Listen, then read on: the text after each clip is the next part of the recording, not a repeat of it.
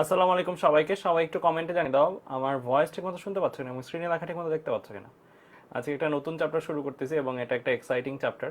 And এই চ্যাপ্টারটার ভালো দিক হচ্ছে এই চ্যাপ্টারটা পড়ার জন্য আগে তেমন বেসিক না থাকলেও হয়। একদম নতুন করে আলোচনা শুরু হবে ইনশাল্লাহ। একদম নতুন করে আলোচনা শুরু করব, সো আশা করি সবাই ঠিকঠাক মতো শুনতে পাচ্ছ। Okay fine. সো ওকে,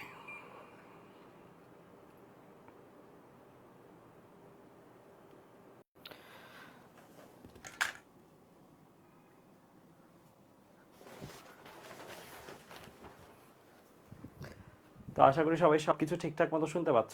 ওকে ঠিক আছে, তাহলে চলো শুরু করি। ওকে ঠিক আছে, ঠিক আছে, তাহলে চলো স্টার্ট করি। সো আজকের ক্লাসে আমরা পড়বো পর্যাবৃত্ত গতি অধ্যায়। এই পর্যাবৃত্ত গতি অধ্যায়টা তোমাদের জন্য মানে বলতে পারো একটা আশীর্বাদ স্বরূপ অধ্যায়। কারণ কি এই চ্যাপ্টারটার মধ্যে যে যে কনসেপ্টগুলো আছে, এই কনসেপ্টগুলো যদি কেউ বুঝে পড়ে তাহলে যত প্রশ্নই ঘুরাক না কেন তুমি লজিক্যালি উত্তর পর্যন্ত যেতে পারবা। হ্যাঁ, প্র্যাকটিস কম থাকলে অল্প সময় যাবা, প্র্যাকটিস বেশি থাকলে দ্রুত যাবা, বাট তুমি ইভেনচুয়ালি সলভ করতে পারবা যদি ক্লাসগুলো ধারাবাহিকভাবে বেসিক সহ করো। ঠিক আছে, এই চ্যাপ্টারটার ডিপেন্ডেন্সিগুলো বলি। ঠিক আছে, এই চ্যাপ্টারের ডিপেন্ডেন্সি বলি, যদিও তোমাদের শর্ট সিলেবাস, তারপর আমি বলি এই চ্যাপ্টারটার মাহাত্ম্য কি। এই চ্যাপ্টারটা অষ্টম, তো এই চ্যাপ্টারটা যে ভালো পারবে সে এর পরের অধ্যায়, নবম অধ্যায় তরঙ্গ, সেটা ভালো পারবে। এই নবম অধ্যায় যে ভালো পারবে সে তারপরে ফিজিক্স দ্বিতীয় পত্র ভৌত আলোক বিজ্ঞান অধ্যায়, এই অধ্যায়টা ভালো বুঝবে। হ্যাঁ, আর ভৌত আলোক বিজ্ঞান অধ্যায়টা সাথে অল্প একটু পার্ট আধুনিক পদার্থবিজ্ঞান, এটা অবশ্য না লিঙ্ক করলেও হয়, বাট শুরু হচ্ছে বেসিকের এই জায়গা থেকে আর কি। মানে এই জায়গাটা যে যত বেশি ক্লিয়ার সে আসলে পরের গুলা রিলেট করতে পারবে, নাহলে না বুঝে মুখস্থ করার মতন হবে ব্যাপারটা। তাহলে চলো স্টার্ট করি আমরা।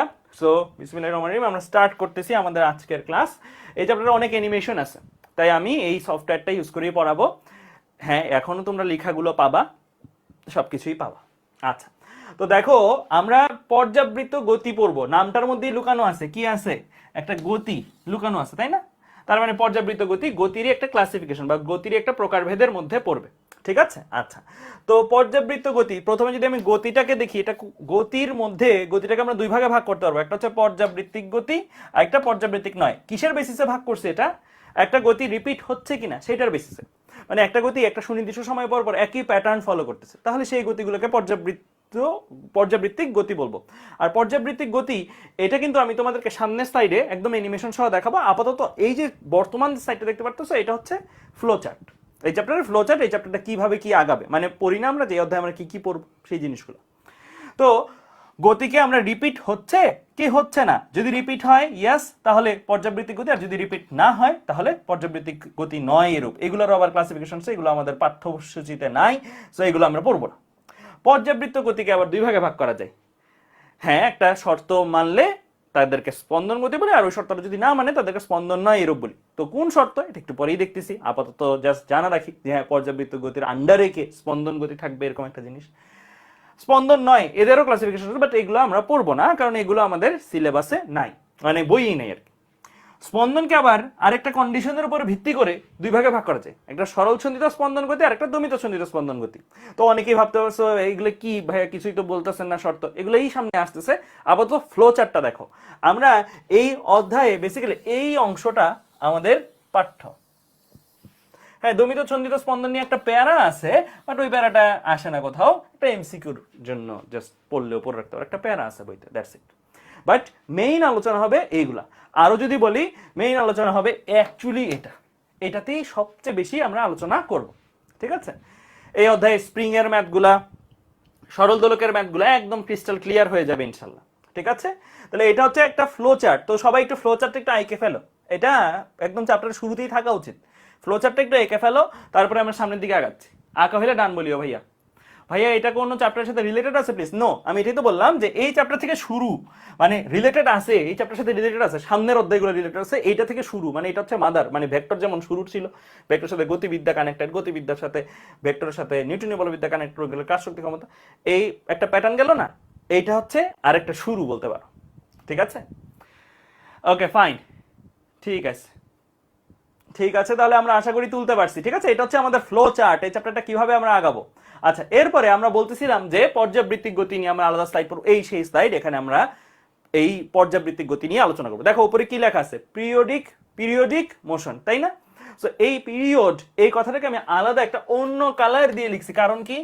কারণ হচ্ছে তোমরা ছোটবেলায় এই যে স্কুলের ঘন্টা বাজতো না, একটা সুনির্দিষ্ট 50 মিনিট যেত একটা ঘন্টা বাজতো, 50 মিনিট যেত একটা ঘন্টা বাজতো। মানে পিরিয়ড জিনিসটা কি, একটা সুনির্দিষ্ট সময় পর পর যদি একটা ইভেন্ট ঘটে, একটা সুনির্দিষ্ট সময় পর পর যদি একটা ঘটনা ঘটে, এটাকে আমরা পিরিয়ড হিসেবে সিগনিফাই করতে পারি বা বলতে পারি। এখন কোন গতি বা মোশন যদি পিরিয়ডিক হয়, অর্থাৎ একটা পিরিয়ড মেনে চলে, তাহলে সেটাই আসলে কি হিসেবে কনসিডারড হবে, পিরিয়ডিক মোশন হিসেবে কনসিডার হবে। বাংলায় যেটাকে বলি আমরা পর্যাবৃত্তিক গতি। তো একটা এক্সাম্পল দেখো, এক্সাম্পল দেখলে আরো ক্লিয়ার হয়ে যাবে। এই যে দেখো একটা লাল ডটকে কেন্দ্র করে একটা নীল বল ঘুরতেছে বা নীল একটা বিন্দু ঘুরতেছে। এই যে বিন্দুটা ঘুরতেছে, সে ঘোরার মুহূর্তে কিছু সময় পর, ধর আমি এখানে একটা স্পট দিলাম, সে কিছু সময় পর পর কি এখানে আসতেছে না, আসতেছে, এবং আসার প্যাটার্নটা কিরকম, সে নিচ দিক দিয়ে আসতেছে এবং উপর দিক দিয়ে বের হয়ে যাচ্ছে।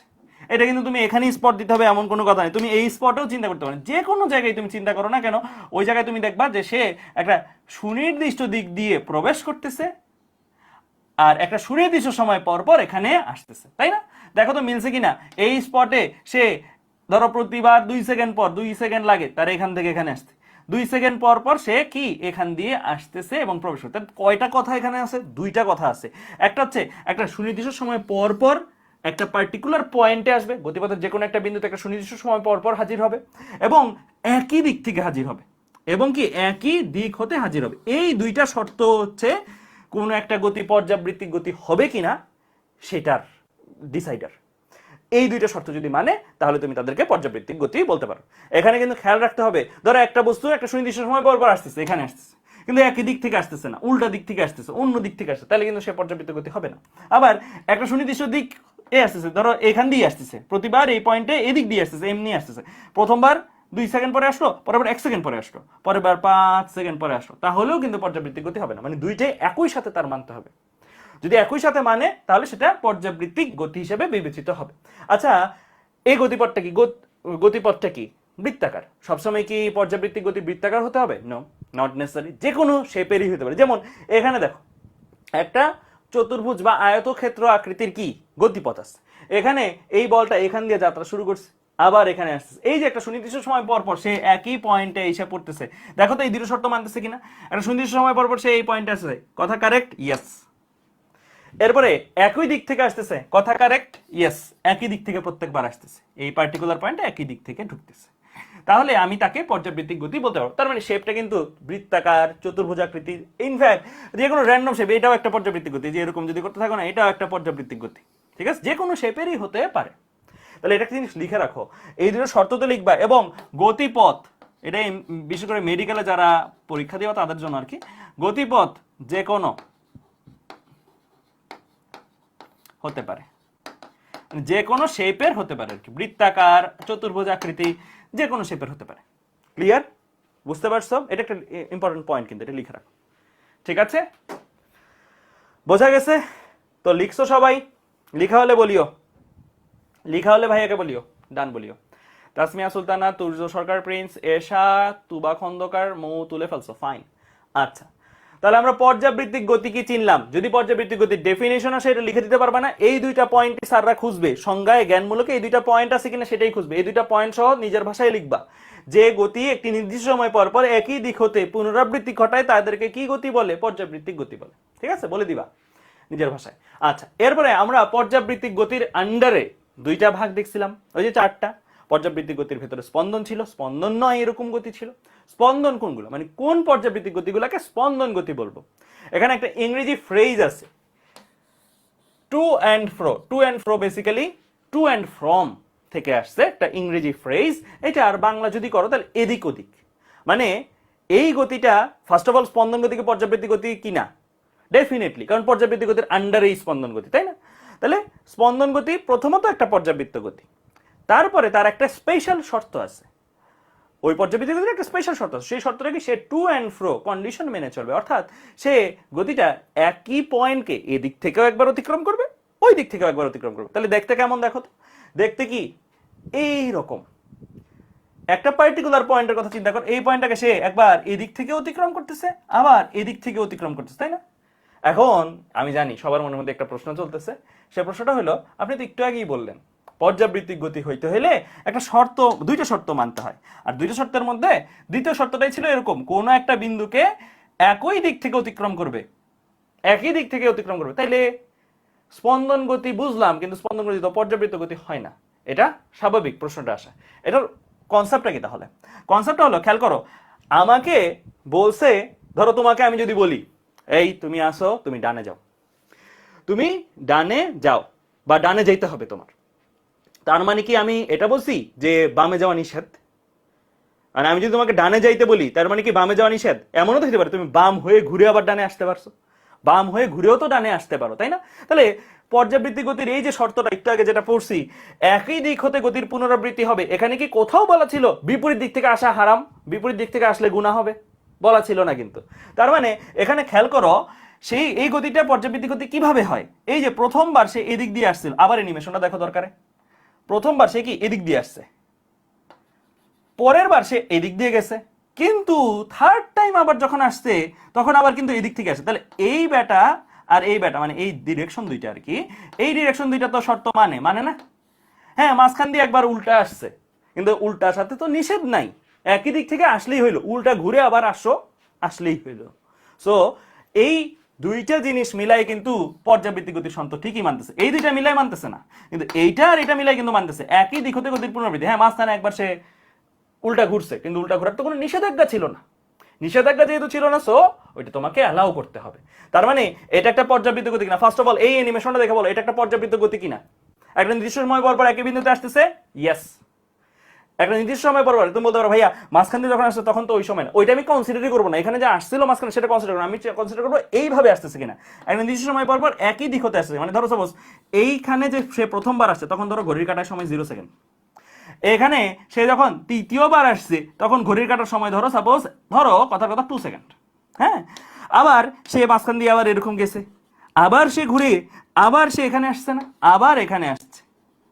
তাহলে এইটা আর এটার মধ্যবর্তী সময় ব্যবধান, মানে এখান থেকে এখানে মধ্যবর্তী ধরো সাপোজ ঘড়ির কাটার সময় আছে 4 সেকেন্ড এখন, তাহলে দেখো তো 0 সেকেন্ড সময়ে সে এই পয়েন্টটাকে ডান পাশ থেকে অতিক্রম করতেছিল, 2 সেকেন্ড সময়ে আবার এই পয়েন্টটাকে সে ডান পাশ হতে অতিক্রম করতেছিল, 4 সেকেন্ড ঘড়ির কাটা যখন সময় তখনও সে আবার ডান পাশ হতে অতিক্রম করছে। তাহলে দেখো এই পয়েন্টকে সে অতিক্রম করছে ডান পাশ হতে কত সময় ব্যবধানে, 2 সেকেন্ড পর পর, 2 সেকেন্ড পর পরের বার আবার এখানে আসবে কখন, 6 সেকেন্ডে ঘড়ির কাটা, দ্যাট মিন্স আরো 2 সেকেন্ড পর পর, অর্থাৎ একটা সুনির্দিষ্ট সময় পর পর একই বিন্দুকে একই নির্দিষ্ট দিক থেকে অতিক্রম করতেছে।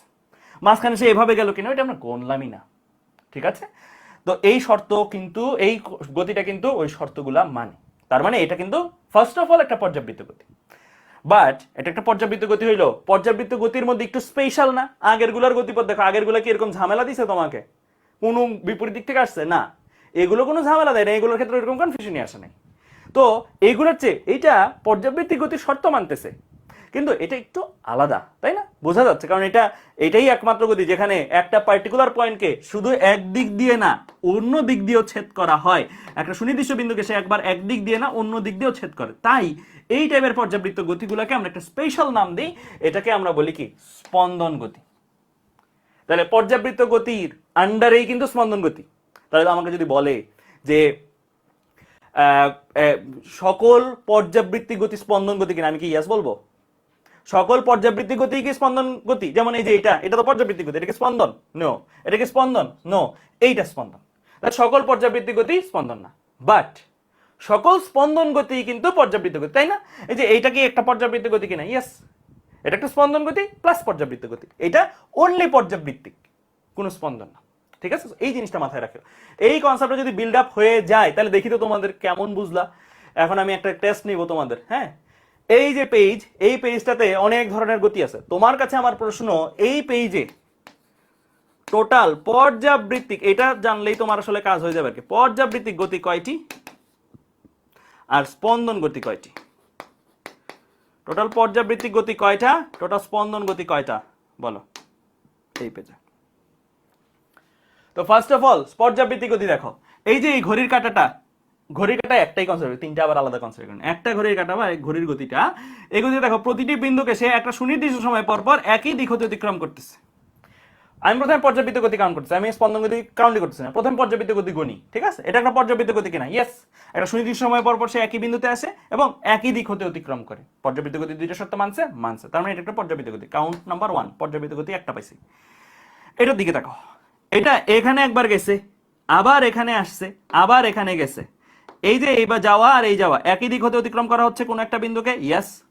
একটা সুনির্দিষ্ট সময় পর পর অতিক্রম করা হচ্ছে কোন একটা বিন্দুকে, ইয়েস, কারণ এই যে এইবার আর এইবার মিলে তো একই দিক হতে এবং একটা সুনির্দিষ্ট দিক থেকে অতিক্রম করা হচ্ছে। তার মানে এটা পর্যাবৃত্ত গতি দুইটা শর্ত মানতেছে, তার মানে এটা একটা পর্যাবৃত্ত গতি। এটা 2 নাম্বার, মানে আমার এই চিত্রে দ্বিতীয় পর্যাবৃত্ত গতি। এটার ক্ষেত্রে দেখো সূর্যের চারপাশে গ্রহের ঘূর্ণন, এদিক দিয়ে আসতেছে, এদিক দিয়ে যাচ্ছে, একটা সুনির্দিষ্ট সময় পর পর আসতেছে, ইয়েস, একটা নির্দিষ্ট দিক থেকে আসতেছে, ইয়েস, তার মানে এটাও একটা পর্যাবৃত্ত গতি। এটা আমার 3 নাম্বার পর্যাবৃত্ত গতি। এখানে ইলেকট্রনের ঘূর্ণন নিউক্লিয়াসের চারপাশে একটা সুনির্দিষ্ট সময় পর পর একই দিক হতে অতিক্রম করতেছে, ইয়েস, তাহলে শর্ত দুইটা যেহেতু মানে এটা 4 নাম্বার। তাহলে পর্যাবৃত্ত গতি পাইলাম কয়টা? 4টা। স্পন্দন গতি কয়টা?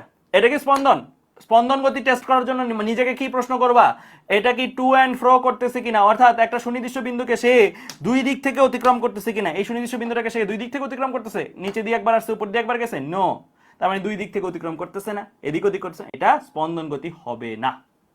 এটার ক্ষেত্রে দেখো কোন একটা বিন্দুকে সে দুই দিক থেকে অতিক্রম করতেছে কিনা, ইয়েস, গতিপথের কোন একটা বিন্দুকে সে একবার এদিক থেকে অতিক্রম করতেছে, একবার এদিক থেকে অতিক্রম করতেছে, তাই না? কোন একটা পয়েন্টকে সে দুই দিক থেকে কিন্তু ক্রস করতেছে, তার মানে এটা একটা স্পন্দন গতি হিসেবে বিবেচিত হবে, ঠিক আছে? এরপরে এখানে দেখো এইটা কি কোনো স্পন্দন গতি কিনা, এটা কি কোনো স্পন্দন গতি হবে? দেখো এই পার্টিকুলার পয়েন্টকে সে একবার একই দিক থেকে অতিক্রম করছে, বিপরীত দিক থেকে কিন্তু অতিক্রম করতেছেন, তার মানে এটা স্পন্দন গতি হচ্ছে না, এটা স্পন্দন গতি হবে না। আবার এদিক দিয়ে দেখো, এইটাকে একটা স্পন্দন গতি হবে কিনা, এটাও একটা স্পন্দন গতি হবে না, কারণ একটা গতিপথের একটা বিন্দুকে সে একটা সুনির্দিষ্ট দিক থেকে অতিক্রম করতেছে, বিপরীত দিক থেকে কিন্তু অতিক্রম করতেছে না, তাহলে এটাও একটা স্পন্দন গতি হবে না। তার মানে আমার স্পন্দন গতি কিন্তু একটাই পাইলাম, সেই একটা হচ্ছে এই সরল দোলকের গতিটা। তাহলে খেয়াল রাখতে হবে, অনেকেই যেটা ভুল করে, যে আমি দেখতেছিলাম কমেন্টে অনেকেই যেটা ভুল করে, পর্যাবৃত্ত গতি 3টা, স্পন্দন গতি 1টা, অনেকেই অ্যান্সার দিচ্ছে এটা, এইটাই ভুল। অনেকে ভাবে স্পন্দন গতি পর্যাবৃত্ত গতি, দেখো এটা কিন্তু কাউন্টে দুইবারই আসবে, এটা পর্যাবৃত্ত গতি হিসেবেও কাউন্টে আসবে, স্পন্দন গতি হিসেবেও কাউন্টে আসবে, ঠিক আছে? সো অনেকে এটাকে স্পন্দন হবে, আরে এটা স্পন্দন, তাহলে বাকি যেগুলো আছে ওগুলো শুধু পর্যাবৃত্ত গতি 3, স্পন্দন গতি 1, এই ভুলটা করবা না, ঠিক আছে? যদি বলে এরকম একটা কিছু দিয়ে যে এখানে কয়টি পর্যাবৃত্ত গতি রয়েছে, তাহলে তোমার কিন্তু স্পন্দন গতিগুলোকে পর্যাবৃত্ত গতিতে কাউন্ট করতে হবে, ঠিক আছে? ক্লিয়ার? বুঝতে পারছো? ওকে ফাইন, তাহলে আমরা এই পর্যন্ত বুঝলাম, ঠিক আছে? আচ্ছা, এবার চলো সামনের দিকে আগাই। আমাদের তাহলে এখন থেকে যে কোনো গতি, তোমার কাছে যে কোনো এনি র্যান্ডম গতি যদি আমি বলি টেস্ট করো, এটা পর্যাবৃত্ত গতি কিনা, এটা স্পন্দন গতি কিনা, পারবা না? পর্যাবৃত্ত গতির জন্য তুমি দুইটা শর্ত মানে কিনা সেটা চেক করবা, আর স্পন্দন গতির জন্য একটা পয়েন্টকে সে এদিক ওদিক থেকে ছেদ করে কিনা এটা টেস্ট করবা, তাহলেই শেষ। তাহলে কিন্তু তোমার আর উদাহরণ মুখস্থ করা লাগে না, তুমি যে কোনো উদাহরণই তোমাকে থ্রো করলে তুমি ওই উদাহরণটা টেস্ট করে বলে দিতে পারো এটা পর্যাবৃত্ত গতি নাকি স্পন্দন গতি, ঠিক আছে? অনেকে আবার মুখস্থ করে মেডিকেলে উদাহরণ, মুখস্থ করার জিনিস এটা তুমি জানোই, মানে টেস্ট করলেই হয়, ঠিক আছে? আচ্ছা, এরপরে আমি আসি স্পন্দন গতির আন্ডারে কি ছিল, দুইটা জিনিস ছিল না, ওই যে ম্যাপটা মনে রাখো। স্পন্দন গতির আন্ডারে দুইটা জিনিস ছিল, একটা সরল ছন্দিত স্পন্দন গতি, একটা দমিত ছন্দিত স্পন্দন গতি। সরল ছন্দিত স্পন্দন গতির ইংরেজি নামটা হচ্ছে সিম্পল হারমোনিক মোশন, আর স্পন্দন গতির ইংরেজিটা হচ্ছে কিন্তু অসিলেশন, ঠিক আছে? অসিলেশন। আরেকটা জিনিস বলি স্পন্দন গতি সম্বন্ধে, যেহেতু স্পন্দন গতির ভেতরে ঢুকতেছি, ঢোকার আগে বলি, আমাদের কিন্তু সবার মধ্যেই একটা স্পন্দন গতি আছে। বলো স্পন্দন গতিটা কি? আমাদের প্রত্যেকের মধ্যে এটা আছে, হার্টবিট, এক্স্যাক্টলি। তো আমরা হৃদস্পন্দন বলি না, হৃদস্পন্দন আমাদের হার্টের যে বিটটা যে করে, এটাকে সংকোচন প্রসারণ, সংকোচন প্রসারণ যখন, তখন এই হার্টের যে প্রাচীরটা আছে, পেরিকার্ডিয়াম মনে হয় বলে, অনেক আগে বায়োলজি পড়ছি। সো ওইটা একটা, ওইটার যে গতিপথটা আছে, ওই গতিপথটা কিন্তু কি একটা সুনির্দিষ্ট বিন্দুকে, গতিপথটাকে আর কি, গতিপথের একটা সুনির্দিষ্ট বিন্দুকে সে একবার প্রসারণের সময় বাইরে দিয়ে ছেদ করে, আবার সংকোচনের সময় বাইরে থেকে ভেতরে আসার মাধ্যমে একবার ছেদ করে, তাহলে এদিক ওদিক কিন্তু গতিটা হয়, তাই না? তো আলটিমেটলি আমাদের প্রত্যেকের বডির ভিতরেই কিন্তু একটা কি আছে, ডিফল্ট একটা স্পন্দন গতি ইনস্টলড আছে, তাই না? আচ্ছা, যাই হোক, এখন আমি বলি সরল ছন্দিত স্পন্দন গতি। ফার্স্ট অফ অল, সরল ছন্দিত স্পন্দন গতি কিনা? ইয়েস। সরল ছন্দিত স্পন্দন গতি পর্যাবৃত্ত গতি কিনা? ইয়েস। প্রথমত সে একটা পর্যাবৃত্ত, তারপরে সে স্পন্দন, তারপরে স্পন্দনের পরে তার একটা হয়তো স্পেশাল একটা বৈশিষ্ট্য থাকবে, যেই বৈশিষ্ট্যের কারণে তাকে আমরা কি বলবো, স্পন্দনের মধ্যে আরেকটা ধাপ, অর্থাৎ সরল ছন্দিত স্পন্দন বলবো। ঠিক আছে, তো সরল ছন্দিত স্পন্দন বা সিম্পল হারমোনিক মোশন ইংরেজিতে বললে, সিম্পল হারমোনিক মোশনকে আবার শর্ট ফর্মে আমরা এই নামে রাখি। বেশিরভাগ সামনে আলোচনা যখন করব আমি তোমাদের খালি বলবো SHM।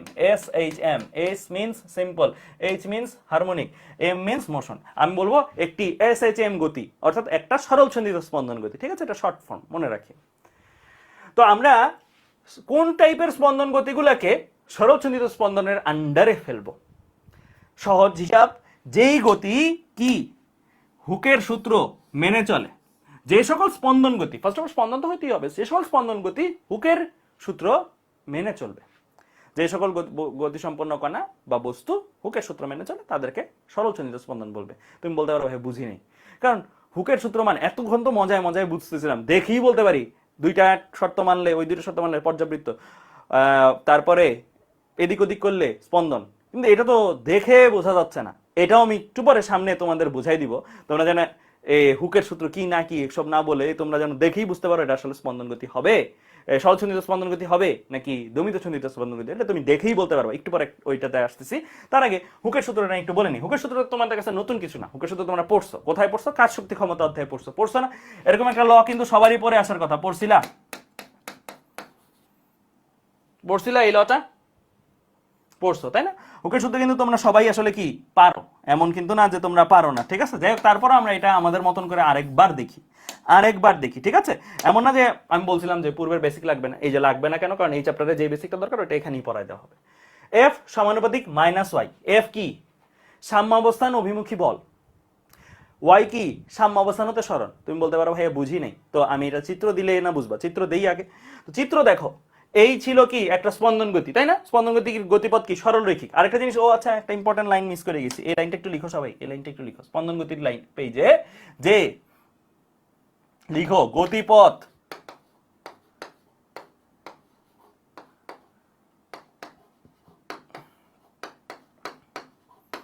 সরল রৈখিক বা অন্যান্য গতিপথ হতে পারে। অন্যান্য গতিপথ হতে পারে, যেমন এমন হতে পারে না,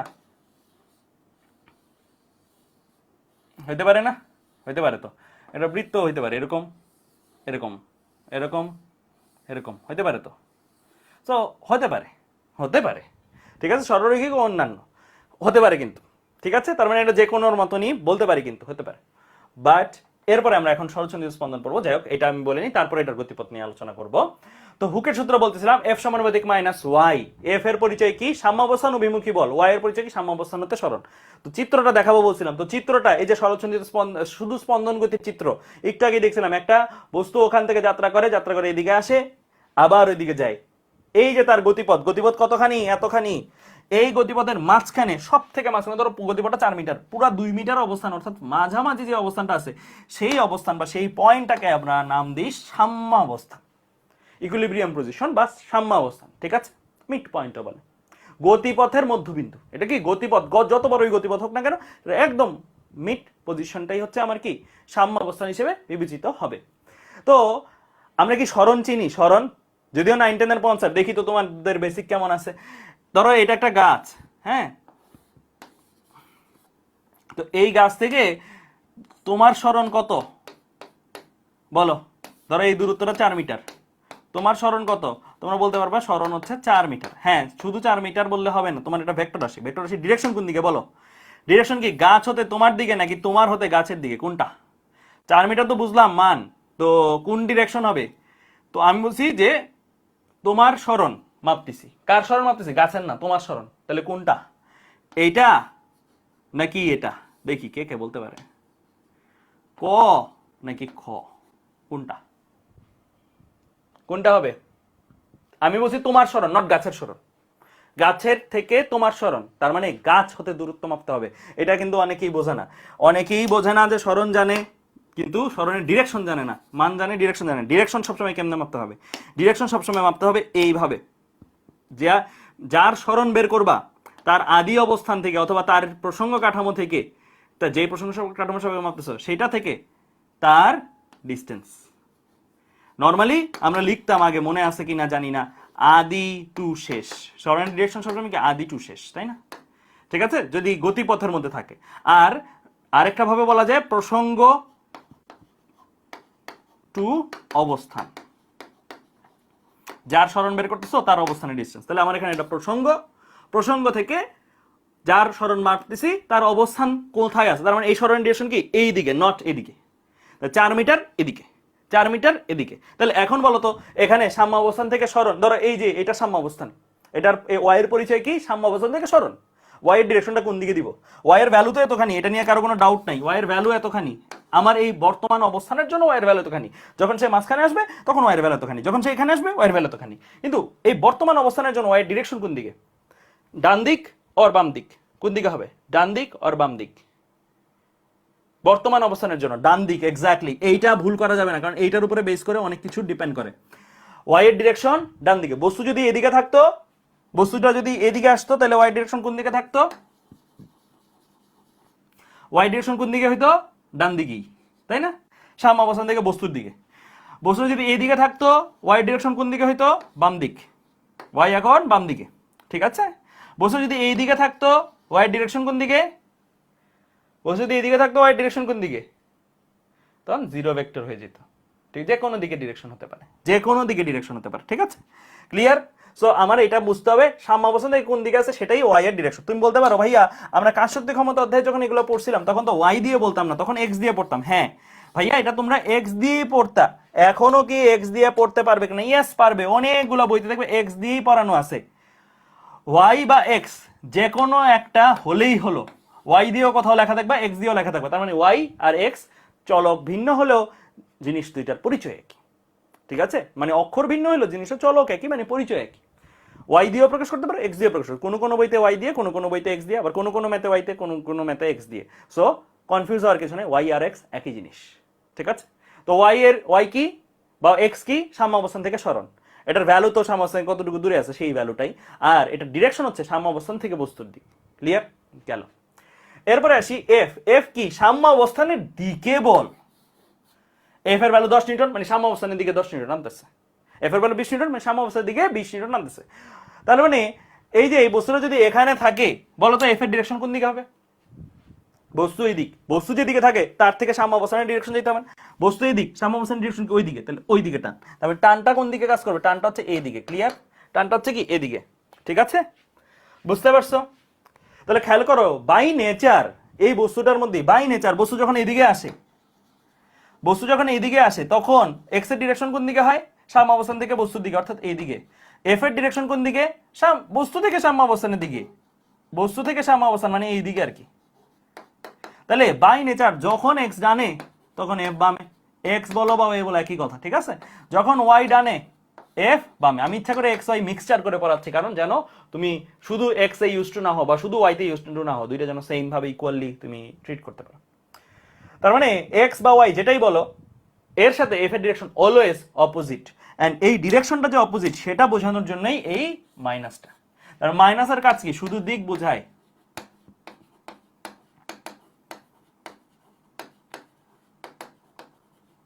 তোমাদের আরেকটা জিনিস আমি একটু বলি, বলো তো এই সম্পর্কটা দেখে কি মনে হচ্ছে, এই সম্পর্কটা দেখে কি মনে হচ্ছে তোমাদের, যে আমার যত বেশি ওয়াই তত বেশি এক্স কিনা।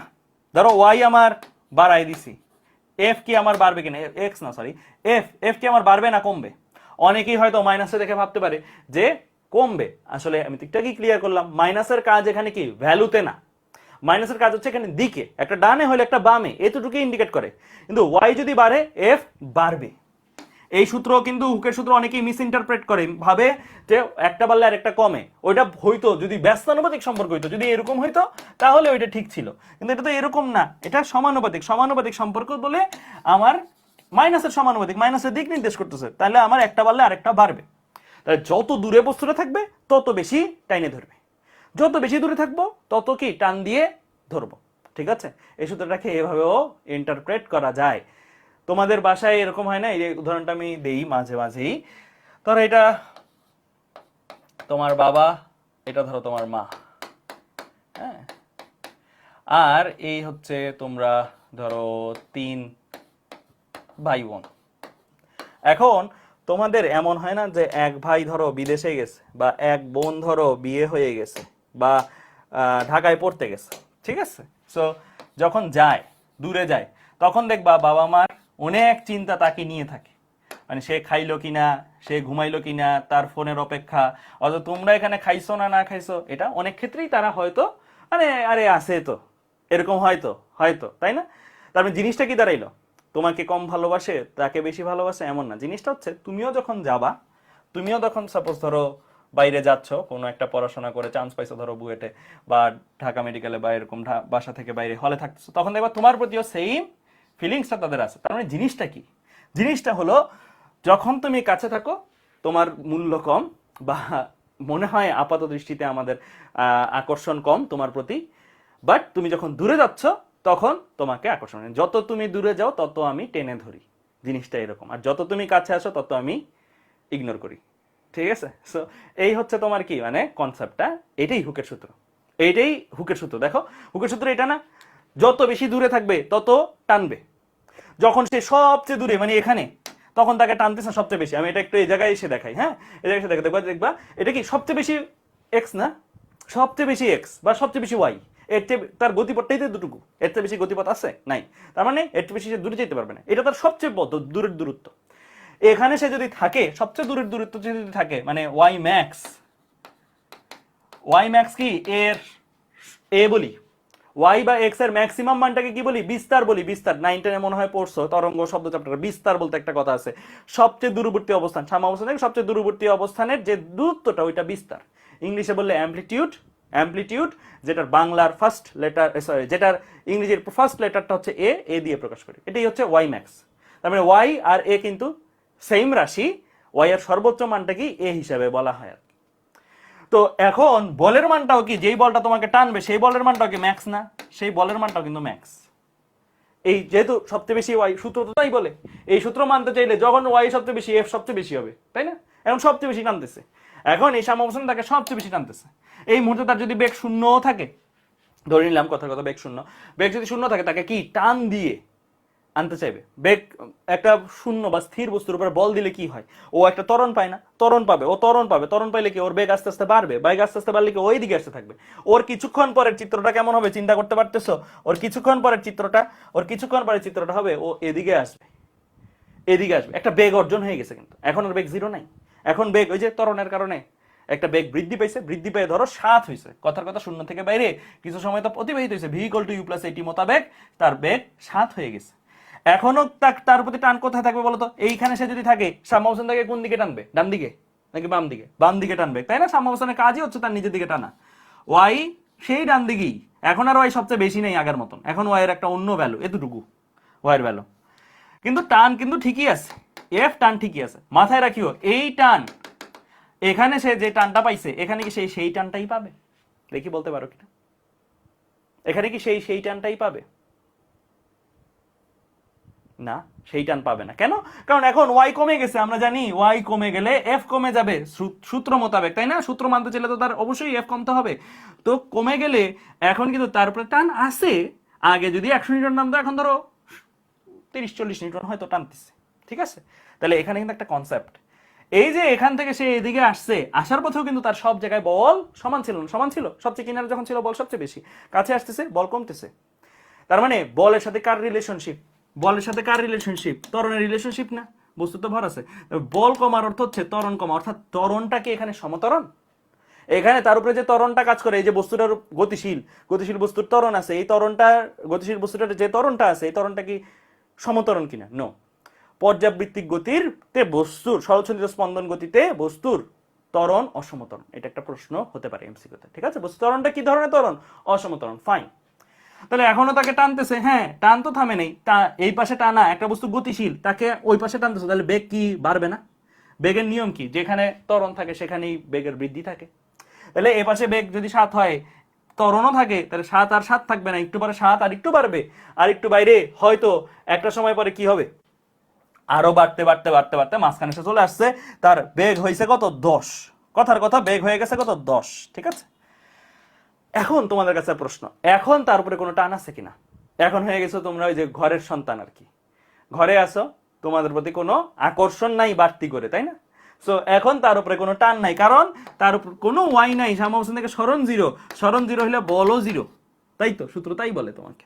তো বল জিরো মানে কি, এখন তার যে বেগটা অর্জন হয়েছে এই বেগ আর বাড়বে না, এই বেগ আর বাড়বে না, তাই কি চিন্তা করে দেখো, তাই কি না? এখন বেগ বাড়বে না কথা সত্য, কিন্তু একটা জিনিস হবে, সেটা হচ্ছে সে কি থেমে থাকবে? বাসায় আসার পর সে থেমে থাকবে? থেমে থাকবে না, কিন্তু সে কিন্তু আসছে যখন তার একটা বেগ অর্জন হয়েছে না, অর্জন হয়েছে এই বেগটা, হ্যাঁ তার উপরে কোনো বল নাই, একটা বস্তু তার উপরে তুমি কোনো বল দিলা না, বল দাও নাই অর্থাৎ ত্বরণও দাও নাই, বল না দেওয়ার অর্থই তো ত্বরণ না দেওয়া, ত্বরণ না দিলে কি বস্তু স্থির? স্থির তো না, তার যদি গতি থেকে থাকে আগে সেই গতিতেই সে সমবেগে চলবে। নিউটনের প্রথম সূত্র, বাহ্যিক বল প্রয়োগ না করলে স্থির বস্তু স্থির থাকবে এবং গতিশীল বস্তু সমবেগে গতিশীল থাকবে, এত গতিশীল, তাহলে ও সমবেগে গতিশীল থাকবে, সমবেগে গতিশীল থেকে সে সামনের দিকে আগাবে। কিন্তু বলো সমবেগে গতিশীল থাকার কথাটা আমি বলছি, কিন্তু আমি সমবেগ লিখি নাই, কারণটা কি হতে পারে? সে সমবেগে ছিল, কতটুকু ছিল? হয়তো এতটুকু ছিল বাইরে হওয়া পর্যন্ত। যেই মুহূর্তে সে বেরিয়েছে, যেই মুহূর্তে বাসা থেকে এক পা সে বাইরে রাখছে, তখনই কিন্তু বাবা মার আবার টেনশন শুরু হয়ে গেছে তার প্রতি, তাই না? যেই মুহূর্তে সে ধরো এক পা বাসা থেকে বাইরে রাখছে, সেই মুহূর্তে কিন্তু তাকে আবার, সে যেহেতু বাম দিকে চলে গেছে, ওয়াই এখন তার বাম দিকে, তার প্রতি টান কিন্তু আবার ডান দিকে থাকবে। এখন জিনিসটা দাঁড়াইলো কেমন, একটা বস্তু যে আর একটা বেগ আছে বাম দিকে, তাকে তুমি টাইনে ধরছো অপোজিট ডিরেকশন, অপোজিট ডিরেকশন টাইনে ধরার অর্থ হচ্ছে অপোজিট ডিরেকশনে ত্বরণ অ্যাপ্লাই করা, এই ত্বরণটা তার জন্য কি? মন্দন। গতির বিপরীতে ত্বরণ মানে কি? মন্দন। তাহলে এখন তার উপর একটা কি হিসাবে কাজ করতেছে? এই টানটার কারণে একটা মন্দন কাজ করতেছে, আর মন্দনের নেচারই কি? বেগের ভ্যালু কমাইতে থাকো, অর্থাৎ 10 আর 10 থাকবে না, 10 কমতে থাকবে, 9.5 9 এরকম করে 9 ধরো হলো এখানে, এরকম করে কি 9 হইলো। 9 হবার পরেও কি সে থাইমে যাবে? থাইমে যাবে না, তার অবশ্যই বাম দিকে বেগ আছে, সে বাম দিকে আরো যাইতে চেষ্টা করবে। আর যেহেতু সে বাম দিকে যাচ্ছে, যতই সে বাম দিকে যাচ্ছে ওয়াই কিন্তু বাড়াচ্ছে, বাম দিকের ওয়াই কিন্তু বাড়াচ্ছে, আর ওয়াই যদি বাড়ে তাহলে নেচার অনুসারে কি এফও বাড়বে, তা কিন্তু তত বেশি টান বাড়াইতে থাকবে, ডান দিকে তত বেশি টান তার উপরে বাড়তে থাকবে, তাই না?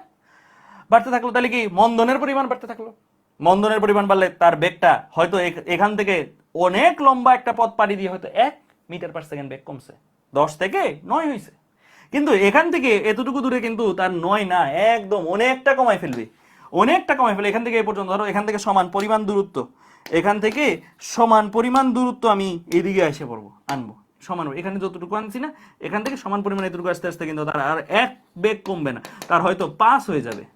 কারণ কি বুঝতে পারছো তো? কারণ এখানে তাকে যেটুকু টানা হয়েছিল এপাশে অল্প একটু বলে টানা হয়েছিল, এখানে আর একটু বেশি বলে টানা হয়েছিল, এখানে আরেকটু বেশি, আর এখানে তো অনেক অনেক বেশি বলে, এখানে তো অনেক অনেক বেশি, কারণ যত দিয়ে টানে বামে যাচ্ছে তত কি তার ওয়াই বাড়তেছে, আর ওয়াই বাড়ার কারণে সূত্র মোতাবেক এফও বাড়তেছে, আর এফ বাড়া মানে কি? বেশি টান, বেশি টানে বেশি মন্দন, আর বেশি মন্দনে বেশি বল বেগ কমবে, তাই না?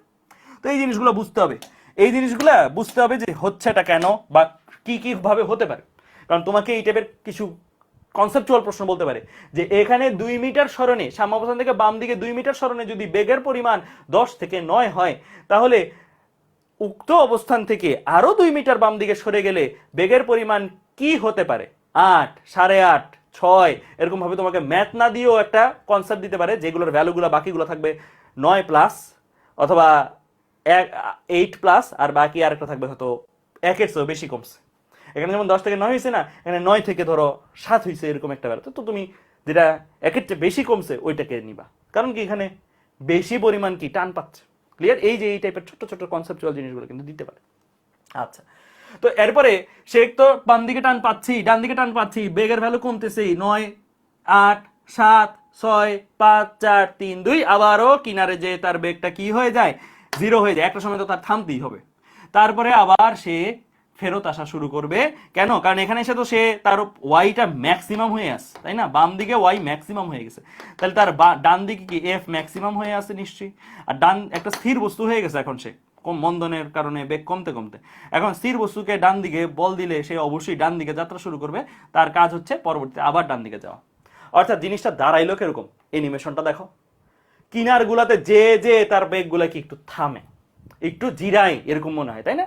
একটু জিরাচ্ছে না কিনারগুলোতে, মাঝখানে কোনো থামাথামি আছে? মাঝখানে সবচেয়ে হাই স্পিডে থাকে সে, মানে এরকম করে কিনার যায় যখন থামে, আবার যায় যখন থামে। তো এরকম একটা জিনিস তোমরা মনে হয় বাস্তব জীবনে এক্সপিরিয়েন্স করছো, বলো কি? কিনারে গেলে থামে, মাঝখানে সবচেয়ে বেশি বেগ, তোমরা এরকম একটা জিনিস এক্সপিরিয়েন্স করছো? একটা উদাহরণ আছে বাস্তব। হ্যাঁ, আব্দুল মুতালেব বলে ফেলছে, হ্যাঁ আবার সঞ্জিত বলে ফেলছে সান্তা মারিয়া, হ্যাঁ সান্তা মারিয়ার ফ্যান্টাসি কিংডমের একটা রাইড সেটা। দোলনা, দোলনাটা হচ্ছে সবচেয়ে কমন এক্সাম্পল। দোলনার ক্ষেত্রে এরকম হয়েছে না যে কিনার গুলাতে গেলে একটু মনে হয় স্লো হয়, টাইমটা থেমে গেছে, তাই না? মাঝখানটাতে বেগ অনেক বেশি, আবার কিনার গুলাতে মনে একটু স্লো হয়, তাই না? তো কিনারে গুলাতে বেগ শূন্য আর মাঝখান গুলাতে বেগ কি সবচেয়ে বেশি।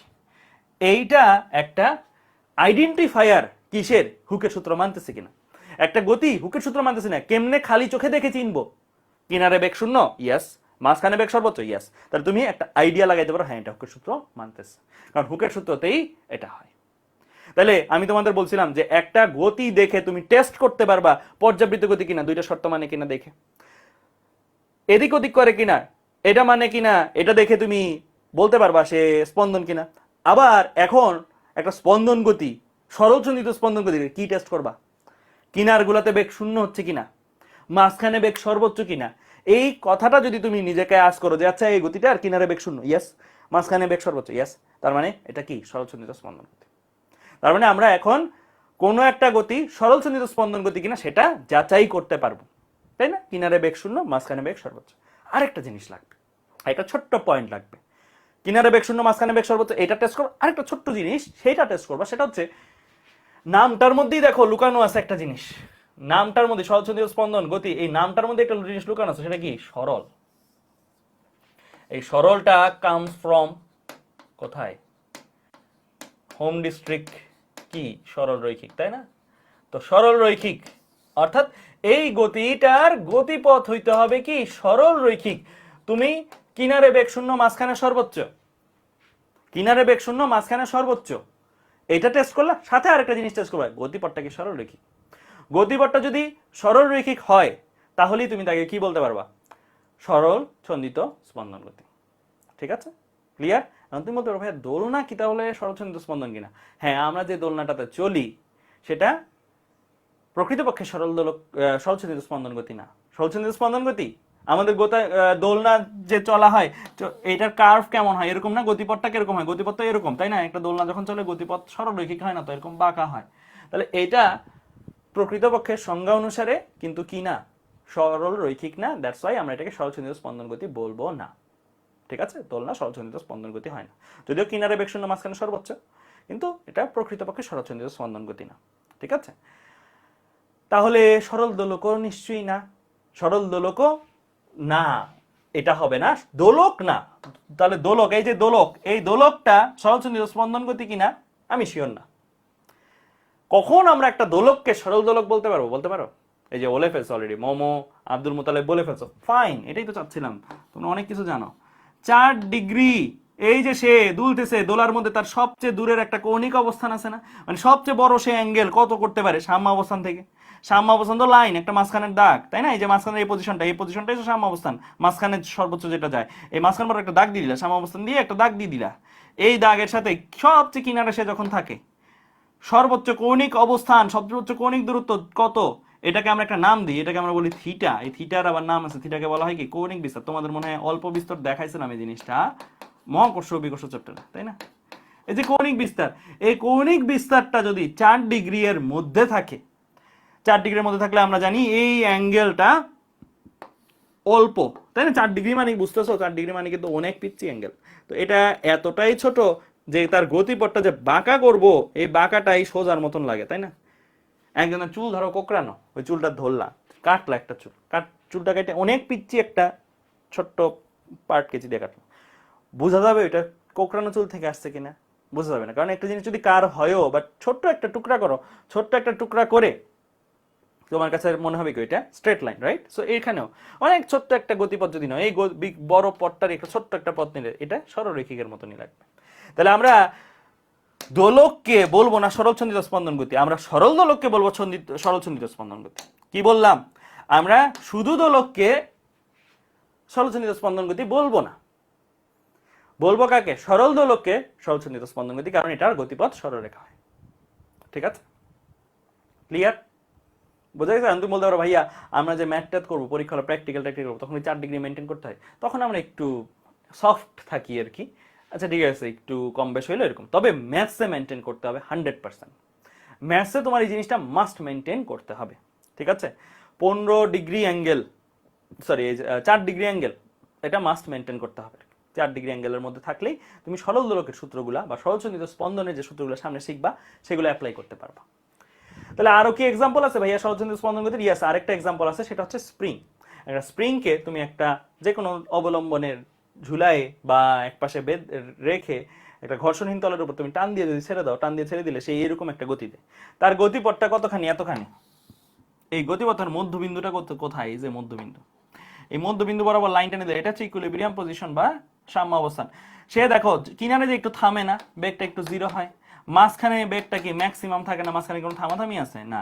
তাহলে এই পাশের কিনারে যেও সে একটু থামে, এ পাশের কিনারে যেও একটু থামে, তার হুকের সূত্র মানতেছে গতিপথ সরলরেখে। ইয়েস, গতিপথ সরলরেখে। তাহলে সে একটা কিসের উদাহরণ? সরলসন্ধিত স্পন্দন গতির উদাহরণ।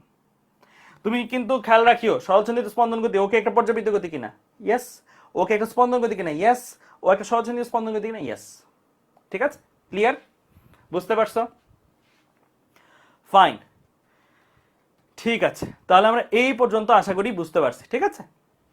ক্লিয়ার? ওকে, তাহলে আমরা এক্সাম্পল এগুলো নিয়ে কিন্তু বিস্তর পড়াশোনা আছে। সরল দোলক নিয়ে বলতে পারো 2 ক্লাসের পড়া পড়বো, স্প্রিং নিয়ে বলতে পারো 2 ক্লাসের পড়া পড়বো, মানে 2টা ক্লাস এটা নিয়ে 2টা ক্লাস এটা নিয়ে হবে, ঠিক আছে সামনে। যাই হোক, সো আমরা এটা লিখে দিব সাইড নোটে যে কৌণিক বিস্তার 4 ডিগ্রির মধ্যে হলেই সেটাকে সরলসন্ধিত স্পন্দন বলতে পারবো, না হলে বলতে পারবো না। না হলে দোলক বলতে পারবো, বাট সরলসন্ধিত স্পন্দন বলতে পারবো না, ঠিক আছে? আচ্ছা, এরপরে আসি আমরা এই যে সূত্রটা মেনে চলে, এটা তো একটা চেনার উপায় যে কিনারে বেগ শূন্য, মাঝখানে বেগ সর্বোচ্চ, কিন্তু প্রকৃত জিনিসটা কি? প্রকৃত জিনিসটা হচ্ছে সূত্র মানে কিনা হুকের সূত্র মানলেই ওইটা হয়। ওইটা হচ্ছে একটা আউটপুট বা একটা আউটকাম বা একটা সিমটম যে সূত্র মানতেছে কিনা। কিন্তু মেইন রোগটা কি? রোগটা হচ্ছে হুকের সূত্র মানতেছে, তাই না? তাহলে আমরা এফ সমানুপাতিক মাইনাস ওয়াই এই সূত্রটা মানতে হবে। এই সূত্রটা যারাই মানবে সে সরলসন্ধিত স্পন্দন গতি। এই সূত্রটাকে যদি একটু ব্যবচ্ছেদ করি, আমরা এখান থেকে সমানুপাতিক নিয়ে আসতে পারি না? সমানুপাতিক থেকে সমান সমান নিয়ে আসতে পারি, সমানুপাতিক থেকে সমান সমান নিয়ে আসতে পারি, সমান সমান নিয়ে আসলে ধ্রুবক আসতে হয়। আর সেই ধ্রুবকটা তোমরা চেনো অলরেডি, এফ সমান সমান মাইনাস কে এক্স। সেটা এই কে টা হচ্ছে আমার কি? সেই ধ্রুবক। কে এর পরিচয় মনে আছে তো? কে এর পরিচয়টা কি ছিল বলো? কে এর পরিচয়টা কি ছিল মনে আছে? স্প্রিং কনস্ট্যান্টও বলে বা ফোর্স কনস্ট্যান্টও বলে, বল ধ্রুবক বা স্প্রিং ধ্রুবক, ঠিক আছে? স্প্রিং এর ক্ষেত্রে বললে স্পেশালি স্প্রিং ধ্রুবক বলে, আর অন্যান্য ঘটনার ক্ষেত্রে বললে বল ধ্রুবক বলে। কে এর একক কি ছিল? এগুলো মনে রাখিও, হ্যাঁ? কে এর একক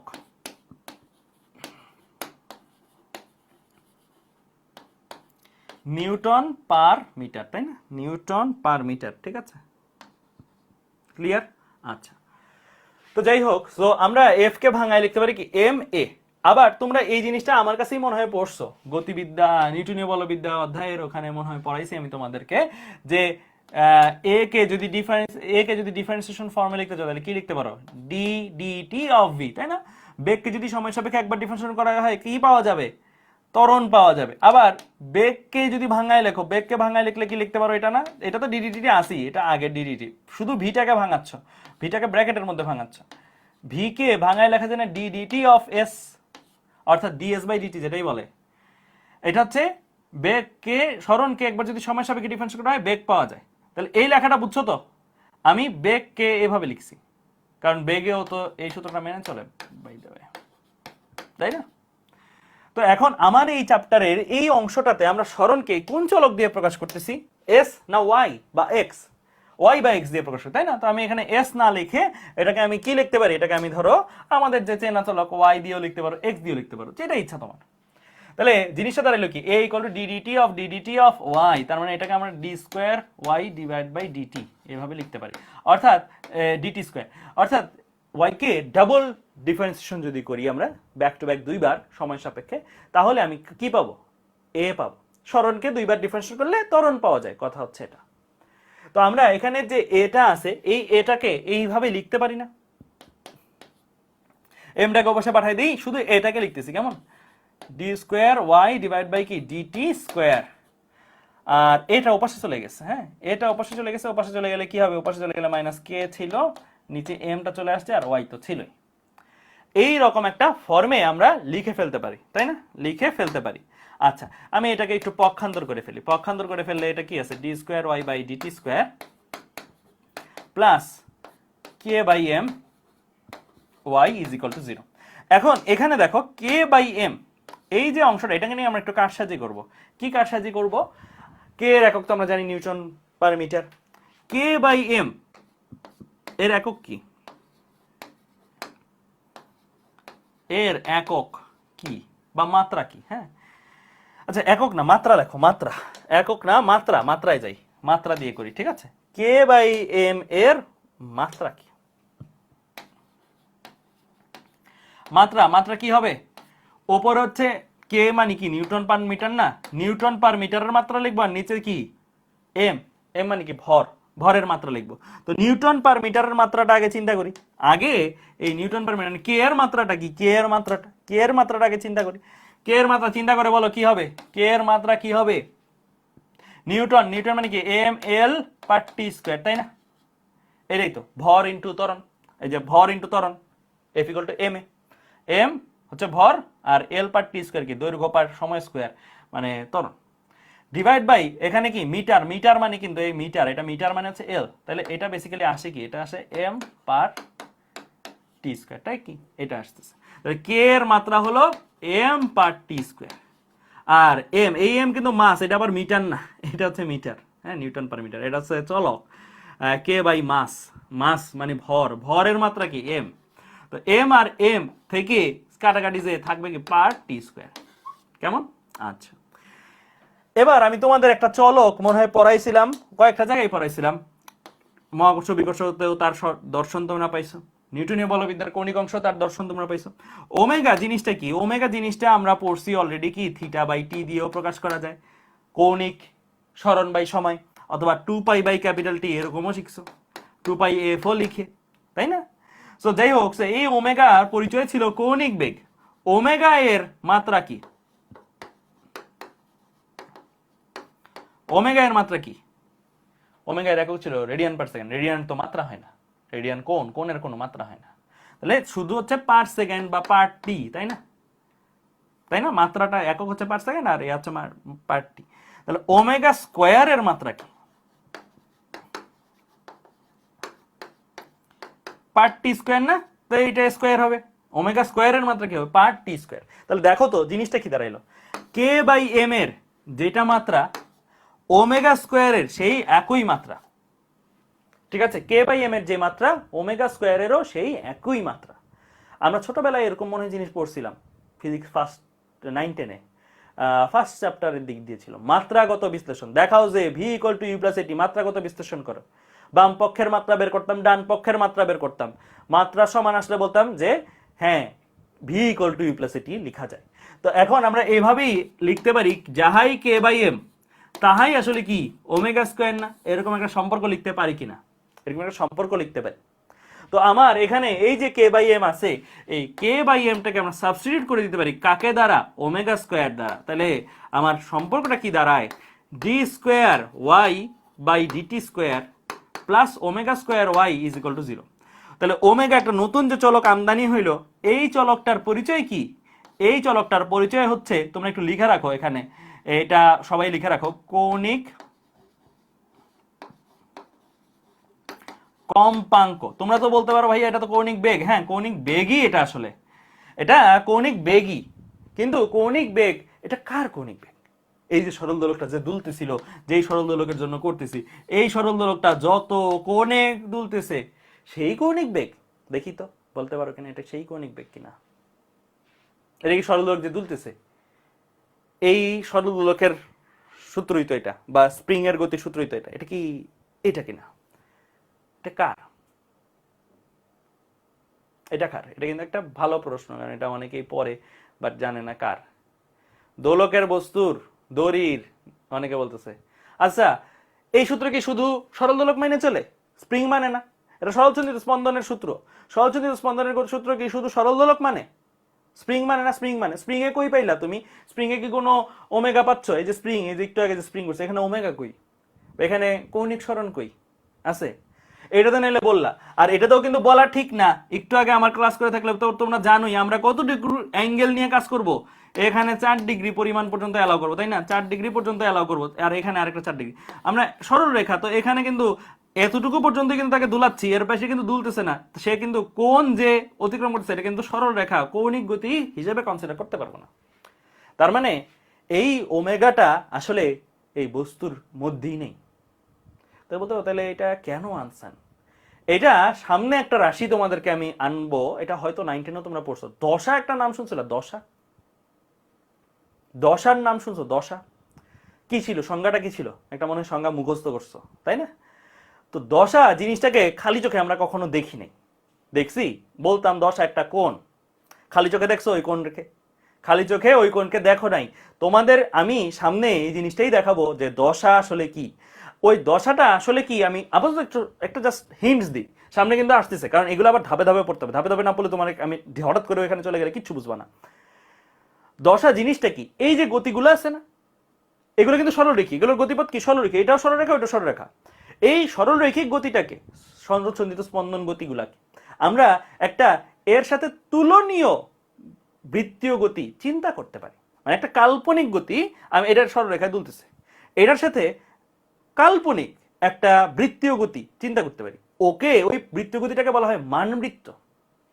মানবৃত্ত সামনে আমি ওটা পড়াবো তোমাদের, মানবৃত্ত কেমনে আঁকে, কতটুকু হয়, কি হয়। এর আগে গ্রাফের আইডিয়া লাগবে, গ্রাফ পড়াইতে হবে। সো গ্রাফটা আমি পড়াই, তারপর ওখানে যাবো। এই যে সরল, এরা কিন্তু কেউই কৌণিক গতি দিচ্ছে না, কিন্তু ওর সাথে তুলনীয়, মানে ওকে তুলনা করা যায়, প্রত্যেকটা গতির এগেনস্টে একটা করে তুলনা করার যোগ্য একটা বৃত্তীয় গতি আছে। এই গতিটাকে আমি একটা কনভার্ট করে ফেলতে পারবো কিসে? বৃত্তীয় গতিতে। কনভার্ট মানে কি? এটা কাল্পনিক, এটা কাল্পনিক, এটা ভার্চুয়াল, এটার কোনো ইয়া নাই, অস্তিত্ব নাই, বাস্তবে কোনো অস্তিত্ব নাই। এই কাল্পনিক গতিটা, এটার সমতুল্য গতি বলতেছি। এই সমতুল্য যে গতিটা, এই গতিটা ঘুরবে, এই যে ঘুরবে, এইখানে হচ্ছে আমার সেই দশা আছে। এখানে যতগুলা কোণ তৈরি করবে, এই কোণগুলার নামই দশা। আর এইখানে সেই এরকে তুলনা করা যায় যে এই মানবৃত্তের সাথে, সেই মানবৃত্তটা যত, মানবৃত্তের কণাটা যত কৌণিক বেগ নিয়ে ঘুরে, সেইটাই হচ্ছে এই ওমেগা। তার মানে তুমি এটাকে সরল দোলকে খুঁজে লাভ নাই, তুমি এটাকে স্প্রিং এর মধ্যে খুঁজে লাভ নাই। অনেকেই এই ভুলটা করে। স্প্রিং এর থিটা যদি দেওয়া থাকে, কোনো সাররাও পেঁচা এগুলো ইচ্ছা করে থিটা দিয়ে দিবে, বলবে সরল দোলকটি কিনারা বিন্দু থেকে মাঝখানে আসতে সময় লাগলো 2 সেকেন্ড, আর কোণের পরিমাণ, কৌণিক বিস্তারের পরিমাণ দিয়ে দিল। অনেকে থিটা বাই টি দিয়ে ওমেগা বের করে ম্যাথ করে পুরাটাই কাটা।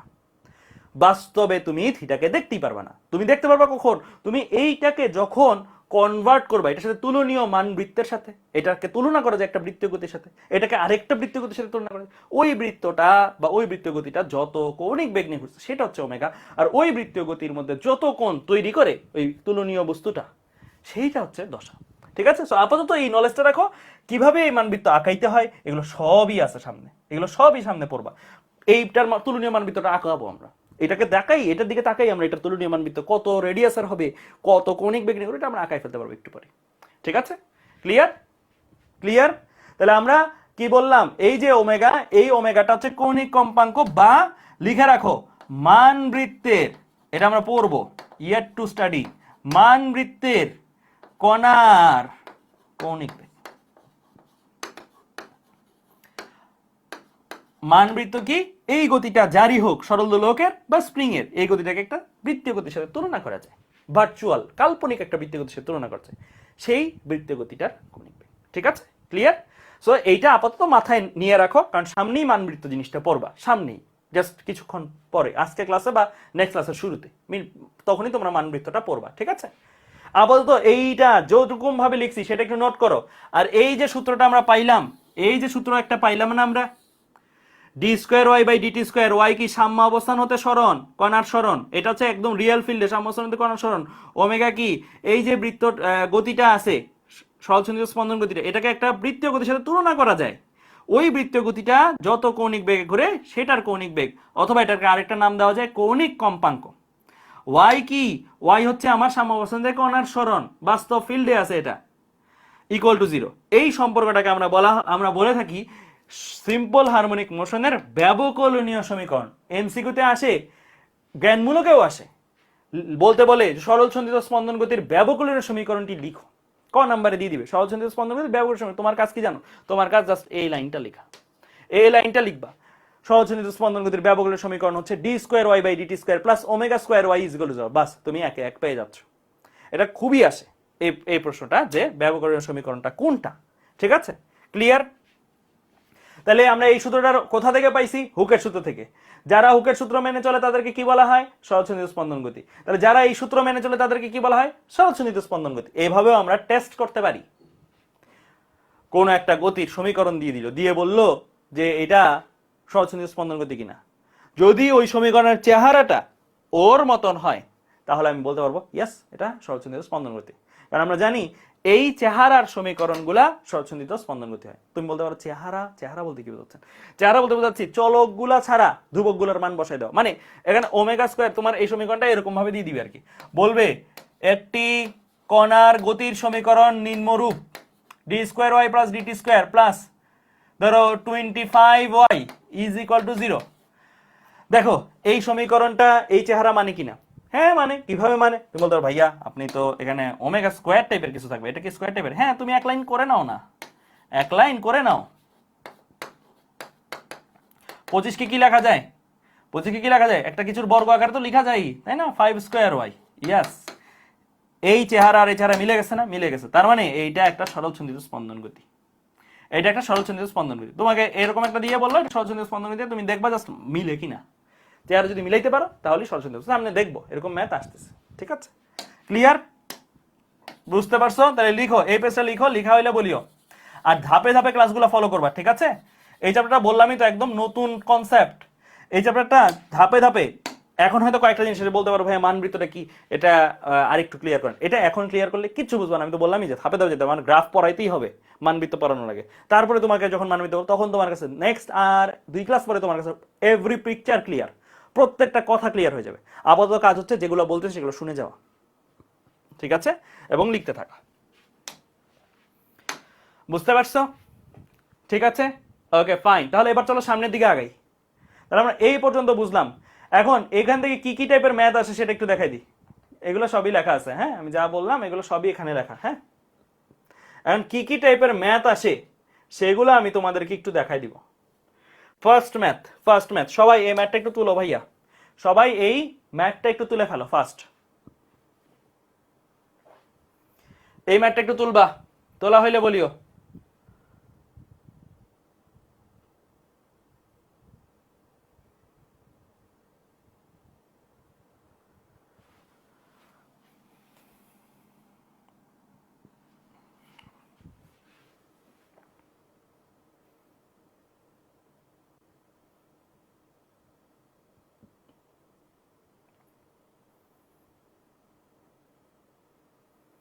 কি বলছে? কোন সরলসন্ধিত গতিসম্পন্ন কণার ব্যবকলনীয় সমীকরণ বলেই দিয়েছে। একটা সরলসন্ধিত গতিসম্পন্ন কণার ব্যবকলনীয় সমীকরণ হচ্ছে D square Y by DT square plus 25y is equal to 0 হলে কণাটির কৌণিক কম্পাঙ্ক কত?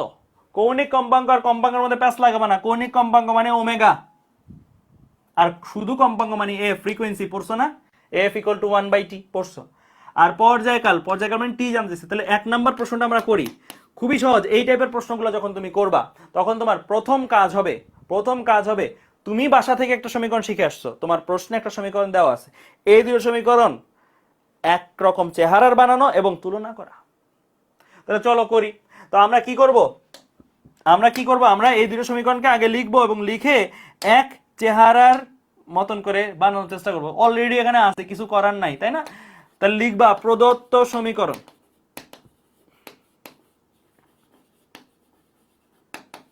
কি D square Y by DT square plus 25y is equal to 0। তারপরে তুমি কি লিখবা? তারপরে তুমি লিখবা যে জানা সমীকরণ বা আমরা জানি বা ব্যবকলনীয় সমীকরণটি হলো এটা কি D square Y by DT square plus omega square Y, যে ব্যবকলনীয় সমীকরণটা ইজ ইকুয়াল টু 0। এখন তুমি এই দুইটার মধ্যে তুলনা করবা। এই দুইটার মধ্যে ভাইয়া কি করবা? তুলনা করবা। এই দুইটার সম্পর্কের মধ্যে একদম দেখে দেখে তুলনা করবা, দেখে দেখে। এটা কি omega square Y is equal to 0। দেখো D square Y by DT square, D square by DT square কোনো পার্থক্য আছে? কোনো পার্থক্য না, এখানে তুলনা করার কিছু নেই। এটা এটা একই জিনিস।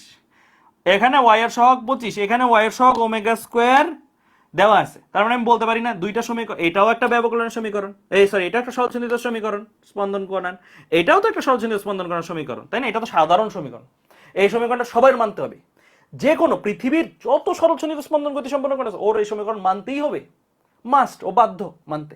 তাহলে এই সরলচন্দ্রিত স্পন্দন কণার গতিটাও অবশ্যই এই সমীকরণটা মানবে, কারণ ও যেহেতু সরলচন্দ্রিত গতিসম্পন্ন কণা, সরলচন্দ্রিত গতিসম্পন্ন কণা মানেই এটা মানবে। তাহলে আমি বলতে পারি এই সমীকরণের ওয়াইয়ের সহগ যা, এই সমীকরণের ওয়াইয়ের সহগ তাই, মানে ভিন্ন কিছু না, তাই না? মানে এই গতিটার জন্য যাহাই 25 তাহাই আসলে কি ওমেগা স্কোয়ার। তাহলে আমি বলতে পারি তুলনা করে, এটাকে তোমরা হয়তো ম্যাথসে পড়ছো, সহগ সমীকৃত একটা কথা পড়তা না ম্যাথসে, সহগ সমীকৃত করে পাই, সহগ সমীকৃতই করতেছি। এখানে ওয়াইয়ের সহগ যা, এখানে ওয়াইয়ের সহগ তাই, কারণ দোনোটাই সরলচন্দ্রিত গতিসম্পন্ন কণারই সমীকরণ। তাহলে আমি বলতে পারি যাহাই ওমেগা স্কোয়ার তাহাই কি 25। তাহলে যাহাই ওমেগা তাহাই কি, রুট করে দাও, রুট করে দিলে কত আসে ওমেগা, রুট করে দিলে এখানে আসে +-5। বাট আমরা যখন ম্যাথস করব ওমেগার ক্ষেত্রে শুধু ভ্যালু নিব, একক কি রেডিয়ান পার সেকেন্ড, শুধু কি নিব ভাইয়া ভ্যালু, কোনো কি নিব না, মাইনাস নিব না। কারণ কি ওমেগা প্লাস মানে কি একদিকে ঘূর্ণন, ওমেগা মাইনাস মানে কি আরেক দিকে ঘূর্ণন। সো এখানে যে মান বৃত্তের সাথে তুলনা করবো তার ঘূর্ণনটা ম্যাটার করে না, মানে আমরা যে কোনো একদিকে ঘূর্ণনটা ধরলেই হয়, যে কোনো একদিকে ঘূর্ণনটা ধরলেই হয়, ওটা আসলে ম্যাটার করে না আমাদের লিচিসি লাইফে এবং অ্যাডমিশন লাইফে। সো আমরা শুধু প্লাস নিয়েই ম্যাথ করব, এটাও কিন্তু একটা শিক্ষার বোঝার বিষয়, মাইনাস কিন্তু নেই না, শুধু প্লাস নিয়েই কাজ করে দিই। তাহলে আমার ওমেগা বা কৌণিক কম্পাঙ্কের ভ্যালু কত এই ম্যাথে 5 রেডিয়ান পার সেকেন্ড গেল। এরপরের কাজ কম্পাঙ্ক বের করতে বলছে, কম্পাঙ্ক এই যে কণাটা আছে এই কণাটার কম্পাঙ্ক। আমরা সবাই এই সম্পর্ক তো শিখছি, omega is equal two 2π/T অথবা 2πf, শিখছি না, শিখছি কিন্তু এগুলা 2π/T তো শিখছি, আবার 1/T is equal two f, তাই 2πf আমরা শিখছি, শিখছি কিনা নাকি নতুন লাগতেছে, এটা এটা পারি আমরা, তাই না? গতিবিদ্যা অধ্যায়ও পড়ছি, তারপরে নিউটনীয় বলবিদ্যার কণিক অংশ পড়াইছি। তাহলে ওমেগার ভ্যালু কত 5 ইজ ইকুয়াল টু কত 2πf। তাহলে f ইজ ইকুয়াল টু কত, f ইজ ইকুয়াল টু 5/2π, 5/2π তোমরা হিসাব করে দেখবা 0.8 আসছে, 0.8 হার্টজ, ঠিক আছে? এসআই একক যেহেতু সব, তো এটাও এসআই একক আসবে হার্টজ, ঠিক আছে? এরপরে নাম্বার 3 কি বলছে, পর্যায়কাল বের করতে। তো ওমেগা থেকেও চাইলে বের করতে পারো অথবা এফ থেকেও বের করতে পারো, কেউ যদি চাও যে ওমেগা 2π/T দিবা তবে টি বের করবো পারো, ওমেগার মান তো জানোই। আবার টি ইকুয়াল টু 1/f, ডিরেক্ট একটা সূত্র আমরা জানি, তো টি ইকুয়াল টু 1/f, 1 কত 1/5/2π,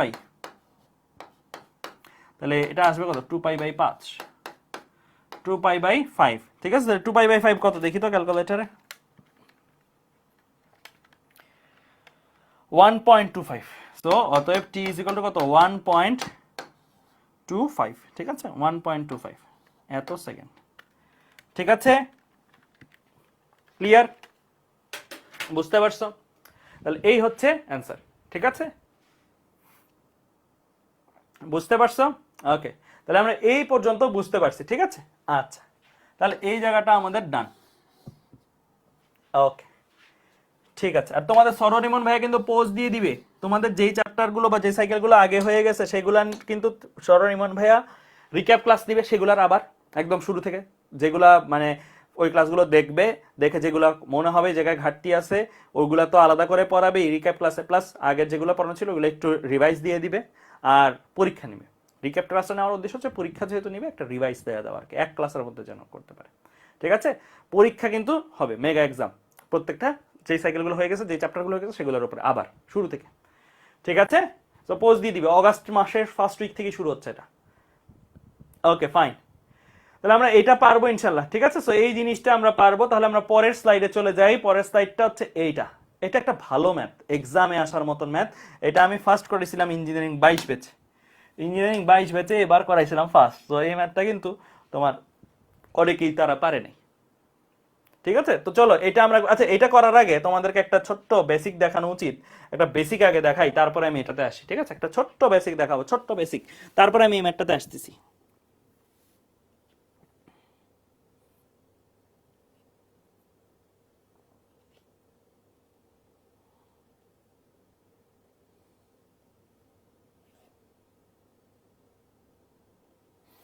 দেখো ছোট্ট একটা বেসিক দেখাবো বলছিলাম, চলো ওইটা দেখাই।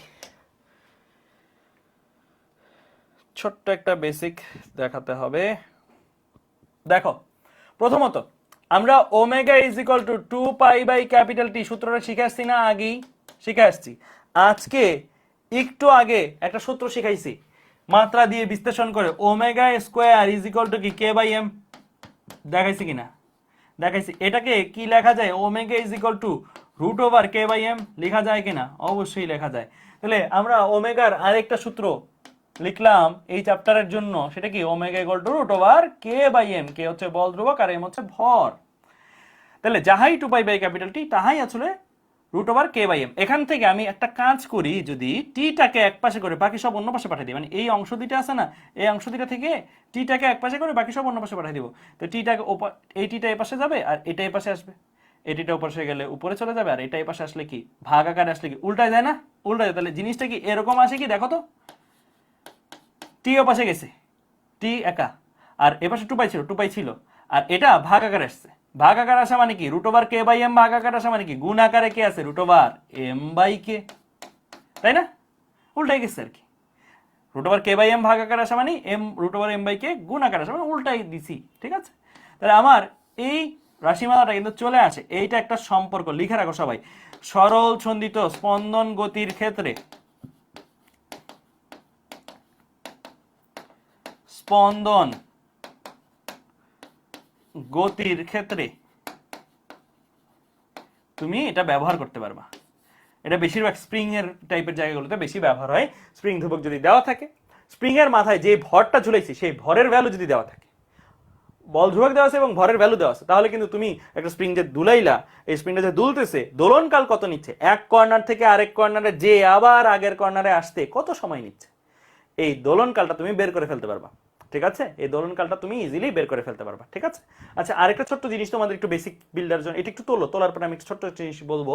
এটা তোলো আগে, তোলা হইলে বলিও।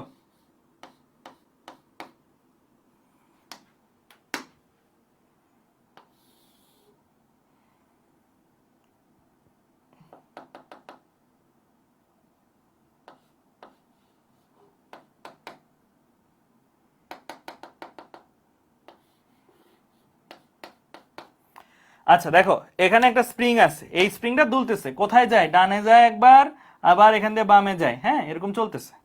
এই স্প্রিং এর দোলনকালটা জানতে চাইছে, দোলনকাল সময়টা আসলে কি? কোন সময়টাকে দোলনকাল বলবো, কোন সময়টাকে পর্যায়কাল বলবো? মানে দোলনকাল বা পর্যায়কাল জিনিসটা আসলে কি? একটা কর্নার মানে বিস্তার অবস্থা, এটা তার মাঝখানের অবস্থা, এটা তার গতিপথের মাঝখানের অবস্থা, একদম বরাবর মাঝখানে সাম্য অবস্থান আর কি, এটা সাম্য অবস্থান। এটা বিস্তার অবস্থান এক পাশের, এটা আরেক পাশের বিস্তার অবস্থান। বিস্তার অবস্থান মানে কি? সবচেয়ে কিনারে সে যতটুকু যেতে পারে। গতিপথটা হচ্ছে এতখানি, এটা হচ্ছে সবচেয়ে কিনারের এই জায়গায় যতটুকু যেতে পারে, এটা হচ্ছে সবচেয়ে কিনারে এই জায়গায় যতটুকু যেতে পারে। মাথায় রাখবা দোলনকাল জিনিসটা কি? এক কর্নার থেকে অর্থাৎ এক বিস্তার অবস্থান থেকে আরেক বিস্তার অবস্থানে যাওয়া এবং আবার ওই বিস্তার অবস্থান থেকে পূর্বের বিস্তার অবস্থানে ফেরত আসা। এই যে সময় এক বিস্তার অবস্থান থেকে আরেক বিস্তার অবস্থানে যাওয়া এবং আবার পূর্বের বিস্তার অবস্থানে ফেরত আসা, এই সময়টাকে আমরা কি বলি? এই সময়টাকে আমরা বলি দোলনকাল, টি, টাইম পিরিয়ড ইংলিশে। ঠিক আছে? Time period.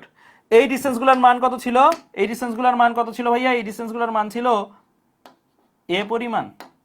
এই ডিসটেন্সগুলোর মান কত ছিল? এ পরিমাণ। তোমাদের কাছে একটা ছোট্ট প্রশ্ন দেখি, টি সময়ে মানে দোলনকাল সময়ে বস্তুটির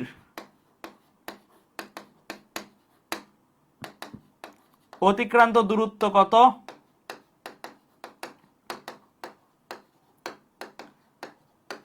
সরণ কত?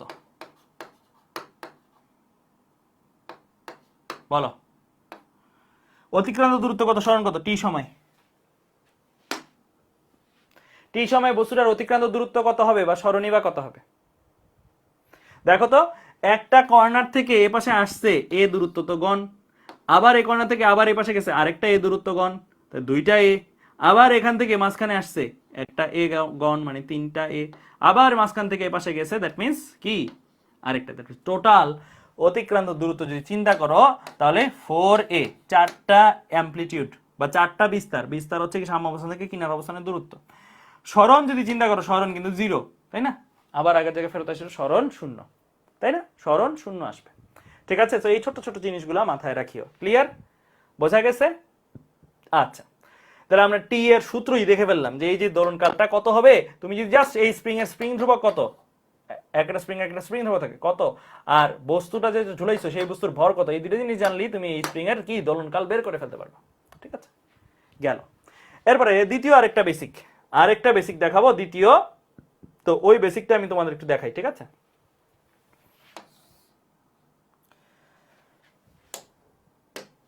আমরা y equal to mx graph শিখছি না, কেমন হয় গ্রাফ শেপটা, এরকম হয়। y equal to minus mx graph শিখছি না, গ্রাফটা কিরকম হয়, y equal to minus mx কেমন হয়, y equal to minus mx কেমন হয় বলো, মূল বিন্দু দিয়ে যাবে, মূল বিন্দু দিয়ে কি হবে, এইরকম হয়, তাই না, এইরকম শেপের হয়।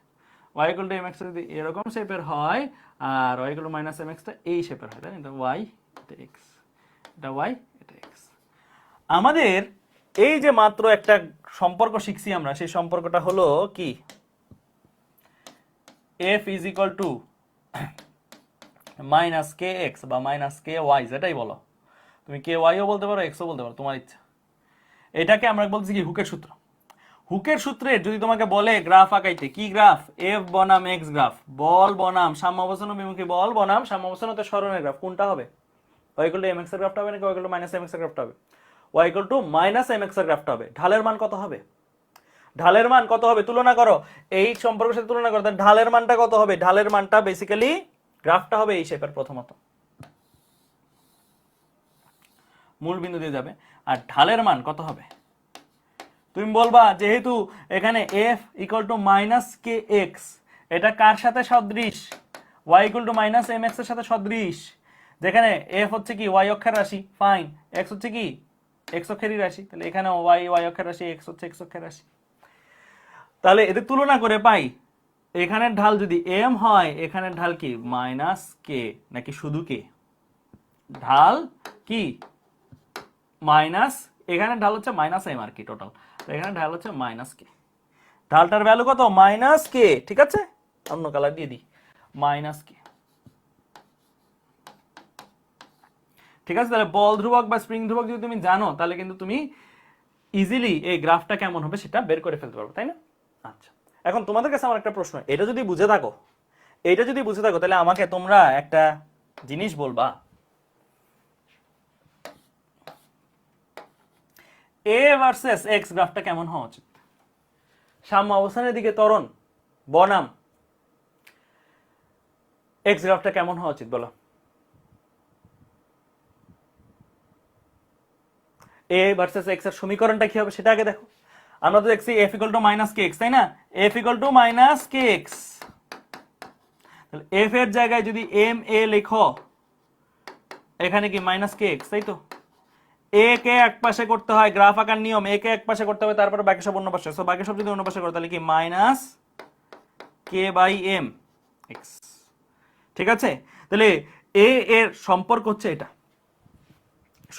এটা, তুমি এটাকে তুলনা করবা, কার সাথে তুলনা করবা, তুমি এটাকে তুলনা করবা y ইকুয়াল টু mx এর সাথে, y ইকুয়াল টু mx এর সাথে তুলনা করে পাই, y ইকুয়াল টু mx এর সাথে তুলনা করলে কি পাও, minus K by M X, তুলনা করলে কি পাও, এখানে যাহাই ঢাল m তাহাই আসলে কি ঢাল কে বাই এম, অতএব m ইজ ইকুয়াল টু, মানে ঢাল, m না লিখে ঢাল লেখো, কারণ দুই পাশে m লিখলে খারাপ দেখায়, ঠিক আছে, ঢাল ইকুয়াল টু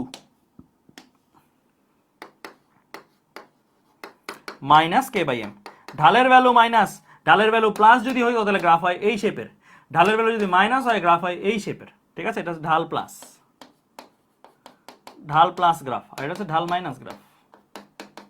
তো তোমার এখানে ঢাল মাইনাস এবং ঢালের ভ্যালু কত, কে বাই এম, তাহলে ঢালের শেপটা হবে এই রকম, যে এই রকম,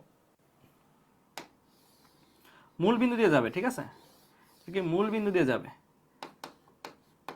ঢাল ইজ ইকুয়াল টু কত, মাইনাস কে বাই এম, ঠিক আছে, ক্লিয়ার, বোঝা গেছে। তাহলে আমরা এই পর্যন্ত বুঝে ফেললাম। তো আমরা এই জিনিসটা আশা করি বুঝবো যে এ ভার্সেস এক্স গ্রাফের ঢালটার মান কত, আর ওয়াই এফ ভার্সেস এক্স গ্রাফের ঢালটার মান কত, ঠিক আছে, ক্লিয়ার, বোঝা গেছে, ক্লিয়ার,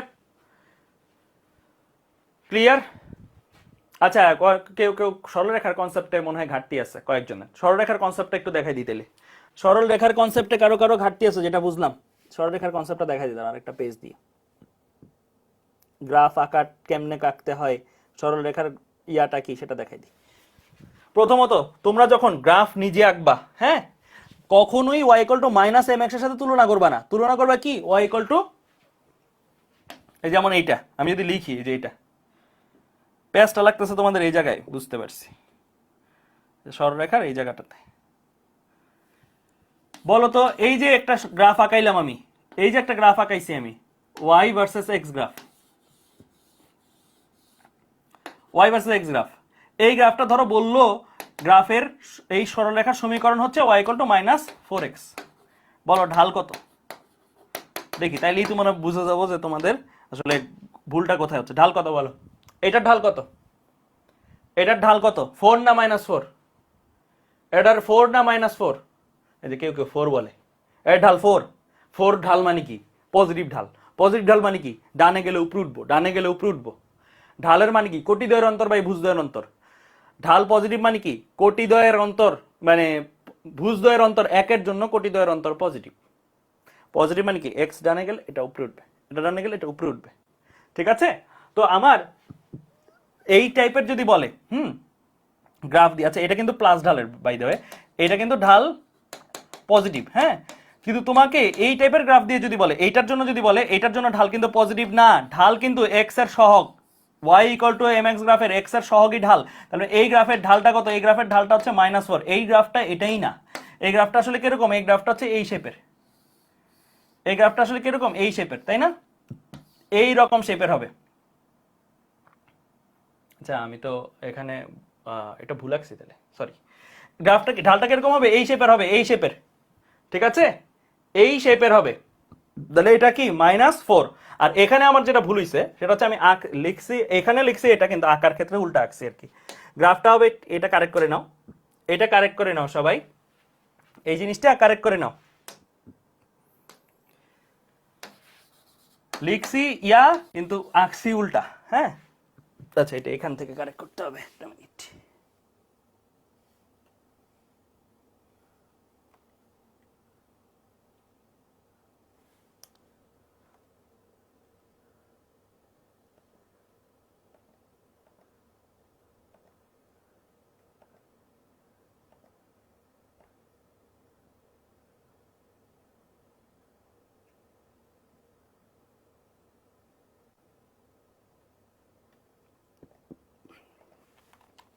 হ্যাঁ এখন ঠিক আছে। এই যে দেখো, আমি বলছি ওইটা আঁকছি পজিটিভ, সরি আমারই মিস্টেক। আচ্ছা দেখো, তো এফ সমান সমান মাইনাস কে এক্স, ঠিক আছে? এফ সমান সমান মাইনাস কে এক্স। এখানে তোমার ঢালটা কত তুমি সম্পর্কটা দেখেই বুঝতে পারবা। ঢাল প্রথমে যাচাই করে নিবা Y equal to M X এর সাথে তুলনা করে। Y equal to M X এর সাথে তুলনা করো, তুলনা করলে দেখবা ঢালটা হচ্ছে কত? মাইনাস কে, তাই না? মাইনাস কে। তো তোমার বুঝতেই পারছো ঢাল মাইনাস। ঢাল যদি মাইনাস হয়, নেগেটিভ ঢাল, নেগেটিভ ঢালের গ্রাফ কি শেপের হয়? নেগেটিভ ঢালের গ্রাফ হচ্ছে এই রকম শেপের, তাই না? এর মূল বিন্দুগামী এরকম শেপের যদি আঁকো, মূল বিন্দুগামী এরকম শেপের রাখলে তোমার গ্রাফটা হবে এই রকম। ঠিক আছে? গ্রাফটা হবে এই রকম। তো গ্রাফটা আসলে এইটা, এইটা হচ্ছে তোমার গ্রাফ। তো যেখানে এইটা হচ্ছে কি তোমার এফ, এটা হচ্ছে কি তোমার এক্স। আবার একই ভাবে এ এর ক্ষেত্রেও এইটা তোমার সম্পর্ক আসছে এ আর এক্স এর, এ আর এক্স এর এটা যদি সম্পর্ক আসে, তাহলে এ ইকুয়াল টু কত? Minus K by M X. Y equal to M X এর সাথে তুলনা করো, Y equal to M X এর সাথে যদি তুলনা করো, তাহলে দেখবা এইটার এক্স এর সহগ হচ্ছে এম, আর এইটার এক্স এর সহগ হচ্ছে মাইনাস কে বাই এম। দেখাই যাচ্ছে ঢালের ভ্যালুটা হচ্ছে মাইনাস, ঢাল ইকুয়াল টু কত? Minus K by M. তো মাইনাস কে বাই এম যদি হয়, তাহলে আমার এখানে এটা কি এ, এটা হচ্ছে আমার এক্স। আমি এখন ঢালটা যখন মাইনাস আঁকবো, ঢাল মাইনাসের মানে কি, যে এখানে লিখে রাখছি এরকম শেপের হবে। এরকম শেপের হলে কি এইরকম। ঠিক আছে? তো আমারই এখানে মিস্টেক হয়েছে, এর জন্যই মনে হয় অনেকের ঝামেলা হয়েছিল। ঠিক আছে? ক্লিয়ার? বোঝা গেছে? হ্যাঁ, আরেকটা ভাবে হইতো যে মাইনাস এক্স যদি দাও, এখানে যদি মাইনাস এক্স দাও, তাহলে ডান দিককে আমরা প্লাস ধরে নিয়ে মাইনাস সাইন ধরছি, ওভাবেও হইতো। ঠিক আছে মাহফুজুর রহমান? হ্যাঁ ওভাবে হতো। ঠিক আছে? ক্লিয়ার? Okay fine. তাহলে চলো এখন আমরা, আমার মনে হয় এই ম্যাথটা, সামনের ম্যাথটা করার উপযোগী হব। সামনের ম্যাথটা আমরা এখন করতে পারবো। ঠিক আছে? তো চলো সামনের ম্যাথটা আমরা এখন করি। তাই এটা তো দেখাইলামই। হ্যাঁ, আচ্ছা, তো তারপর এটা যদি দেখি, এই ম্যাথটা তুলে ফেলো তো সবাই, এই ম্যাথটা তোলো, বলছিলাম এটা একটা ভালো ম্যাথ, তুলে ফেলো, এটা তোলা হলে বলবা।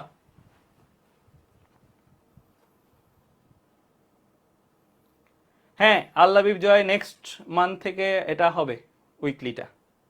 আগে মেগা এক্সামগুলো নিয়ে তারপর উইকলিগুলো হবে। মেগা এক্সাম হচ্ছে আগের সাইকেল যেগুলো হয়ে গেছে সেগুলোর উপরে।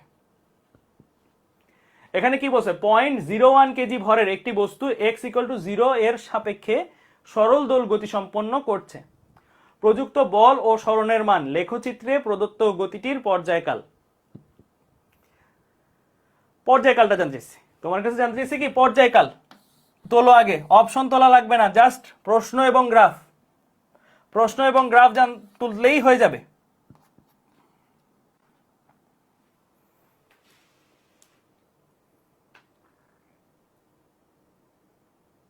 তুলছো? ওকে, তো দেখো এখানে আমার কি দেওয়া আছে, ভর দেওয়া আছে, ভর মিন্স এম দেওয়া আছে, x=0 সাপেক্ষে দোল গতি সম্পন্ন করছে, এটা তেমন একটা ইম্পর্টেন্ট বা জরুরি লাইন না। প্রযুক্ত বল ও সরণের মান লেখচিত্রে প্রদত্ত, ঠিক আছে, গতিটার পর্যায়কাল কত, ঠিক আছে। তো দেখো আমরা টি এর সম্পর্ক জানি, টি এর সম্পর্ক কি, টি ইকুয়াল টু, এই যে একটু আগে দেখলাম, যদি ভর দেওয়া থাকে তাহলে আমার টি এর সম্পর্ক হচ্ছে t equal to twice pi √m/k, এরকম একটা সম্পর্ক আমরা জানি। আমি যদি কোনোভাবে এম আর কে কে বের করতে পারি তাহলেই কাজ হয়ে গেল। এম তো দেওয়াই আছে, এম নিয়ে চিন্তা নেই, তার মানে আমার বাকি রইল কে কে বের করা। কে কে যদি বের করতে পারি তাহলেই আমি জানি সরল দোল গতি সম্পন্ন কণার আমরা পর্যায়কালটাকে বের করে ফেলতে পারবো, তাই না? সো আমরা কেটাকে কিভাবে বের করা যায়, এই যে আমার গ্রাফ দেওয়া আছে, কিসের গ্রাফ দেওয়া আছে এটা ভাইয়া, এফ ভার্সেস এক্স গ্রাফ। তোমার ঠিক মনে রাখতে হবে কি জানো, তুমি বাসা থেকে একটা এফ ভার্সেস এক্স গ্রাফ শিখে আসছো, মুখস্থ করা লাগবে না, তুমি দাঁড় করে নিবা পরীক্ষা হলে। তুমি কিভাবে দাঁড় করে নিবা পরীক্ষা হলে, তুমি শিখছো এফ ইকুয়াল টু -kx, এটাকে তুলনা করা যায় কার সাথে, এটাকে তুলনা করা যায় y ইকুয়াল টু mx এর সাথে।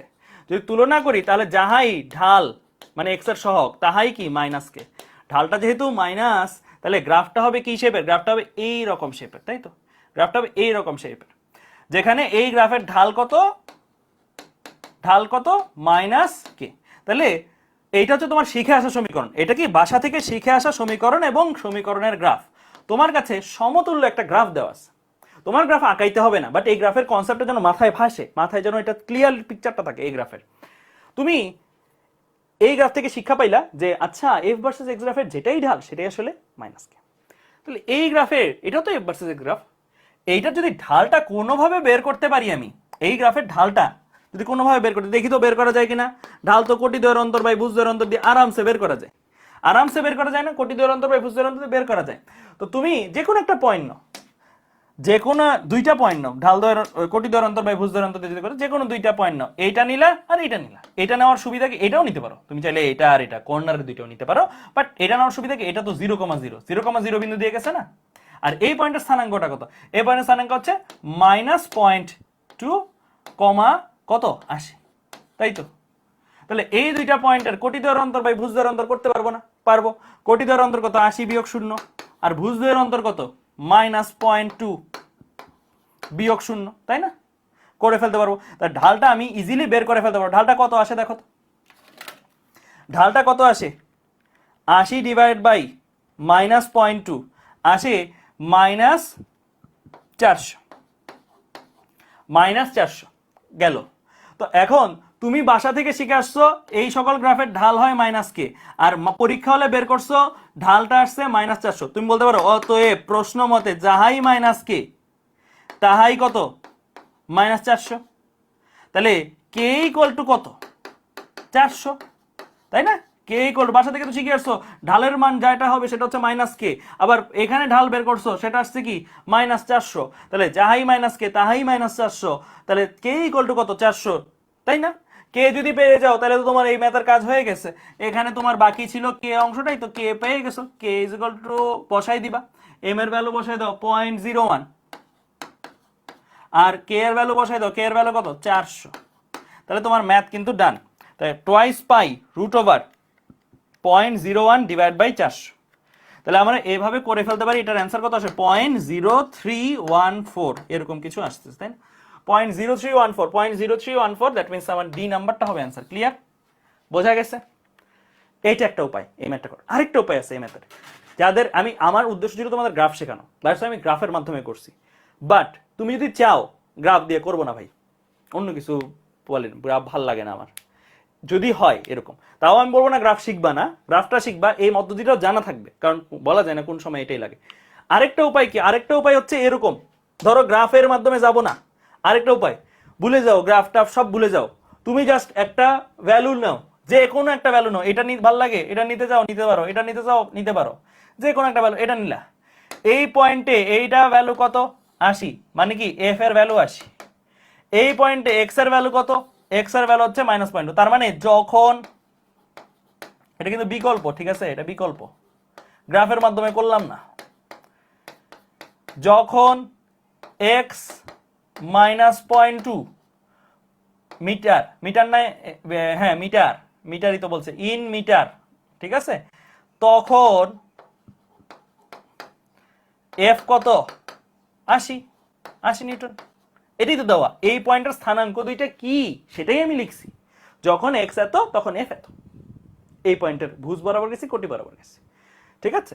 আচ্ছা, তো আমরা এই যে F equal to minus K x সূত্র শিখছি না, শিখছি, তবে এখানে একটু একটা ব্যাপার করতে হবে, আমি কাকে বের করতে চাই, কে বের করতে চাই, কে কি স্প্রিং ধ্রুবক বা বল ধ্রুবক, কখনো জীবনে দেখছো বল ধ্রুবক বা স্প্রিং ধ্রুবক মাইনাস হয় না, কে বা বল ধ্রুবক মাইনাস হয় না, তো তুমি যখন লিখবা কেটাকে, তখন তুমি এখানে চালাকি করে কি করবা, এই জিনিসটাকে মডুলাস ফর্মে, অর্থাৎ শুধু মান নিয়ে লিখবা, এফ ইকুয়াল টু কে এক্স, শুধু ভ্যালু, আর সেখান থেকে তুমি কেটাকে বের করো, কারণ কি তোমার টার্গেট হচ্ছে এখানে কে বের করা, কে কি রাশি, কে কিন্তু স্কেলার রাশি, তাই না, এফ ভেক্টর রাশি, এক্স ভেক্টর রাশি, কে তো স্কেলার রাশি, তো শুধু মান আসবে, তাহলে আমার কে ইকুয়াল টু কত, এফ বাই এক্স, ঠিক আছে।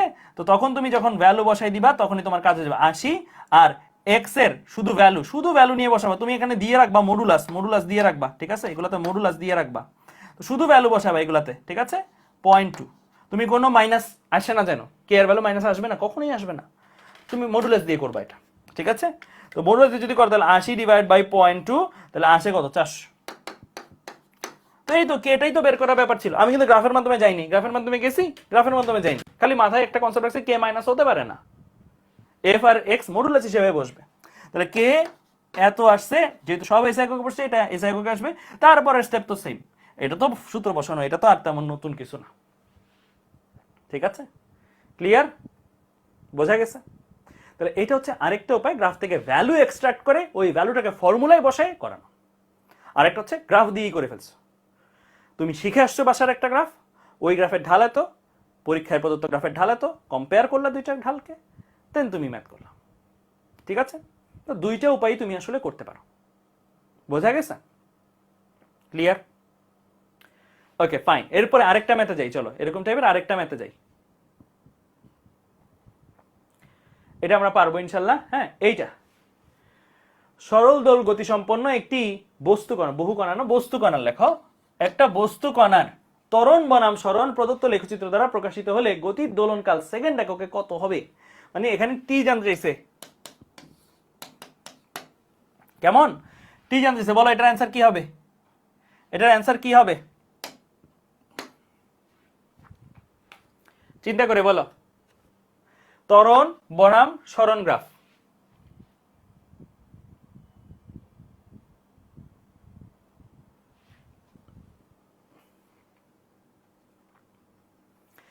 টি ইজ ইকুয়াল টু কি,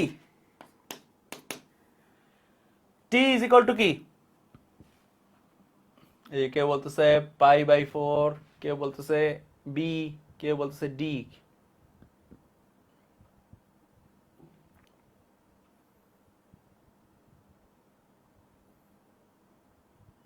দেখো টি ইজ ইকুয়াল টু কি, twice pi root over K by M না, তো তোমার কি কোনোভাবে কে আর এম যদি জানো তাহলে কিন্তু কাজ শেষ, তাই না, জব ডান, কে আর এম জানলেই জব ডান।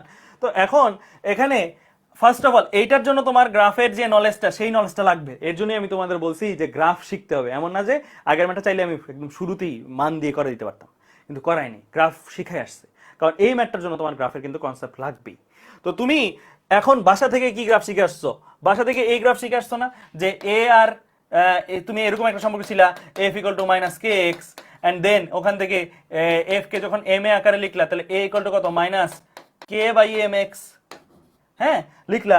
এখন তুমি যদি এই দুইটা সম্পর্কে তুলনা করো, এই a equal to minus K by M X আর y equal to M X, এই দুইটাকে যদি তুলনা করো তাহলে দেখবা ঢালটা আসলে কত, মাইনাস কে বাই এম। তাহলে ঢাল ইজ ইকুয়াল টু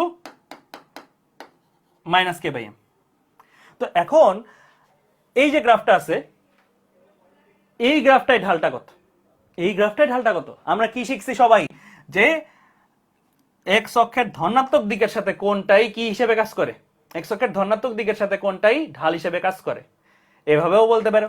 অথবা তুমি যদি চাও যে এক্স অক্ষের ধনাত্মক দিকের সাথে সে কোণ করে আছে কত, এখানে কোণ দিলে প্লাস কোণ, নিচে কোণ নিলে মাইনাস কোণ না, অ্যান্টি ক্লকওয়াইজ নিলে প্লাস কোণ, ক্লকওয়াইজ কোণ নিলে কি মাইনাস কোণ না। তাহলে এখানে ঢালের সূত্র এম ইজ ইকুয়াল টু, আচ্ছা এই এম এর সাথে তোমার ঢাল প্যাস লেগে যাবে, বাংলা এলাকাও এটা ঢাল, কারণ এম তো এখানে ভর বলতে একটা রাশি আছে, ঠিক আছে। সো বাংলা এলাকাও ঢাল ইজ ইকুয়াল টু কত, টেন এক্স অক্ষের দিকের সাথে কোণ। হ্যাঁ এখন এক্স অক্ষের দিকের সাথে কোণটা কত করছে, এক্স অক্ষের দিকের সাথে কোণটাই করছে মাইনাস 45 ডিগ্রি, তাই না। এভাবে মাপা যায়। আর কেউ যদি চাও যে এমনি ঘুরে এসে মাপবা পারো, তোমার ইচ্ছা, ঠিক আছে। এইভাবে মাপলে প্লাস দিয়ে লেখাবা, আর এইভাবে মাপলে মাইনাস দিয়ে লিখবা। তাহলে মাইনাস 1045 ডিগ্রি কত, মাইনাস 1045 ডিগ্রি কত আসবে।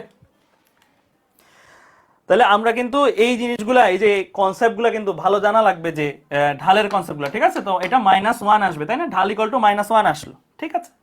তাহলে আমরা গ্রাফ থেকে যে শিখে আসছি সেটা কি মাইনাস কে বাই এম, আর পরীক্ষা হলের দেওয়া গ্রাফটাতে, প্রদত্ত গ্রাফটাতে পাইছি কি ঢাল ইকুয়াল টু -1। অতএব প্রশ্ন মতে যাহাই -1 তাহাই কি মাইনাস কে বাই এম। তাহলে 1 ইজ ইকুয়াল টু কি, শুধু কে বাই এম। তাহলে 1 ইজ ইকুয়াল টু কি কে বাই এম। তাহলে আমার এই যে এখানে যে 2 পাই আছে, 2 পাই তো 2 পাই এর মতন থাকবে, আর root over K by m, k by M এর জায়গায় 1 বসাই দিছি, কে বাই এম টার জায়গায় কি বসাই দিছি ভাইয়া, 1 বসাই দিছি। তাহলে আমার এটার অ্যান্সার আসবে শুধু 2 পাই। বুঝছো। তো এই যে দুইটা ম্যাথ ব্যাক টু ব্যাক দেখাইলাম, একটাতে দেখাইলাম যে গ্রাফ ছাড়া সম্ভব না, আরেকটা দেখাইলাম গ্রাফ ছাড়াও সম্ভব, ঠিক আছে। ক্লিয়ার, বোঝা গেছে, বুঝছো।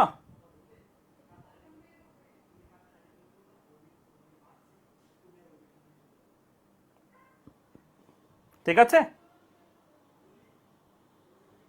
Okay fine. তাহলে আমরা এই জিনিসগুলো ইনশাল্লাহ করে ফেলতে পারবো। এগুলো আমাদের তাহলে কি মানে সহজ ম্যাথ না, সহজ ম্যাথ, ঠিক আছে।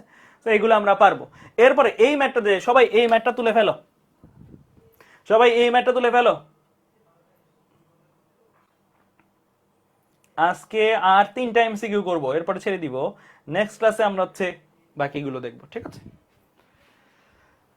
একটি স্প্রিং এর এক প্রান্তে 50 গ্রাম ভরের বস্তু সহ 0.70 হার্টজ কম্পাঙ্ক সহকারে সরল চলিত স্পন্দনে স্পন্দিত হয়। স্প্রিংটিকে তার শিথিল অবস্থা থেকে 15 সেন্টিমিটার টান টান করতে কতটুকু কাজ করতে হবে, তখন স্প্রিংটিতে জমা শক্তি কত হবে। তাহলে এখানে কিন্তু কাজেরও একটা ব্যাপার আছে, বের করা যাবে, কোনো প্রবলেম নেই। আগে প্রশ্ন তোলো, তারপরে আমি দেখাই দিচ্ছি। আগে প্রশ্ন তোলো, তারপরে আমি দেখাই দিচ্ছি।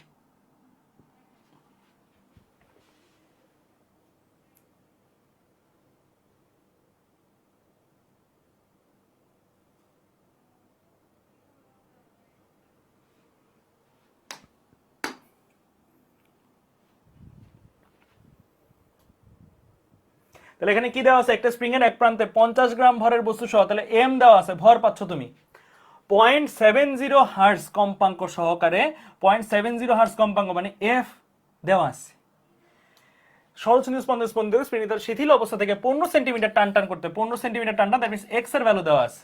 কতটুকু কাজ করতে হবে, কতটুকু কাজ করতে হবে, দ্যাট মিন্স তোমার কাছে ডাব্লিউ এর ভ্যালু জানতে চাইছে। তখন স্প্রিংটিতে কত শক্তি জমা হবে সেটাও জানতে চাইছে, ঠিক আছে। গতি স্থিতি শক্তিকে আমরা ইপি দিয়ে প্রকাশ করি, তাই না, স্থিতি শক্তিকে, ঠিক আছে। ক্লিয়ার। আচ্ছা, এই যে একটা স্প্রিং, এই স্প্রিংটাকে আমরা কি করব, টান টান করব 15 সেন্টিমিটার। এই যে এটা তার সাম্য অবস্থা ধরে নাও, সাম্য অবস্থা থেকে আমি তাকে কি করব 15 সেন্টিমিটার দূরে এই জায়গায় নিয়ে আসবো, ঠিক আছে, এই জায়গায় নিয়ে আসবো। কত কাজ করতেছে জানতে চাইছে। তো আমরা কি কাজ শক্তি ক্ষমতা অধ্যায়ে এরকম একটা ফর্মুলা পড়ছি, এরকম একটা ফর্মুলা পড়ছি W is equal to half k x square পড়ছিলাম, যেখানে এক্স হচ্ছে সাম্য অবস্থান থেকে কতটুকু সরাইলাম, কে হচ্ছে বল ধ্রুবক, তাহলে ডাব্লিউ হচ্ছে কৃতকাজ। তো এই ফর্মুলাটাতেই আসলে কাজ হয়ে যাবে, কারণ স্প্রিং এর ক্ষেত্রে তো কৃতকাজ জানতে চাইছে। এখানে ব্যাপার হলো কে কি দেওয়া আছে সরাসরি না, কে দেওয়া নেই, কেটা বের করতে হবে, তাই না?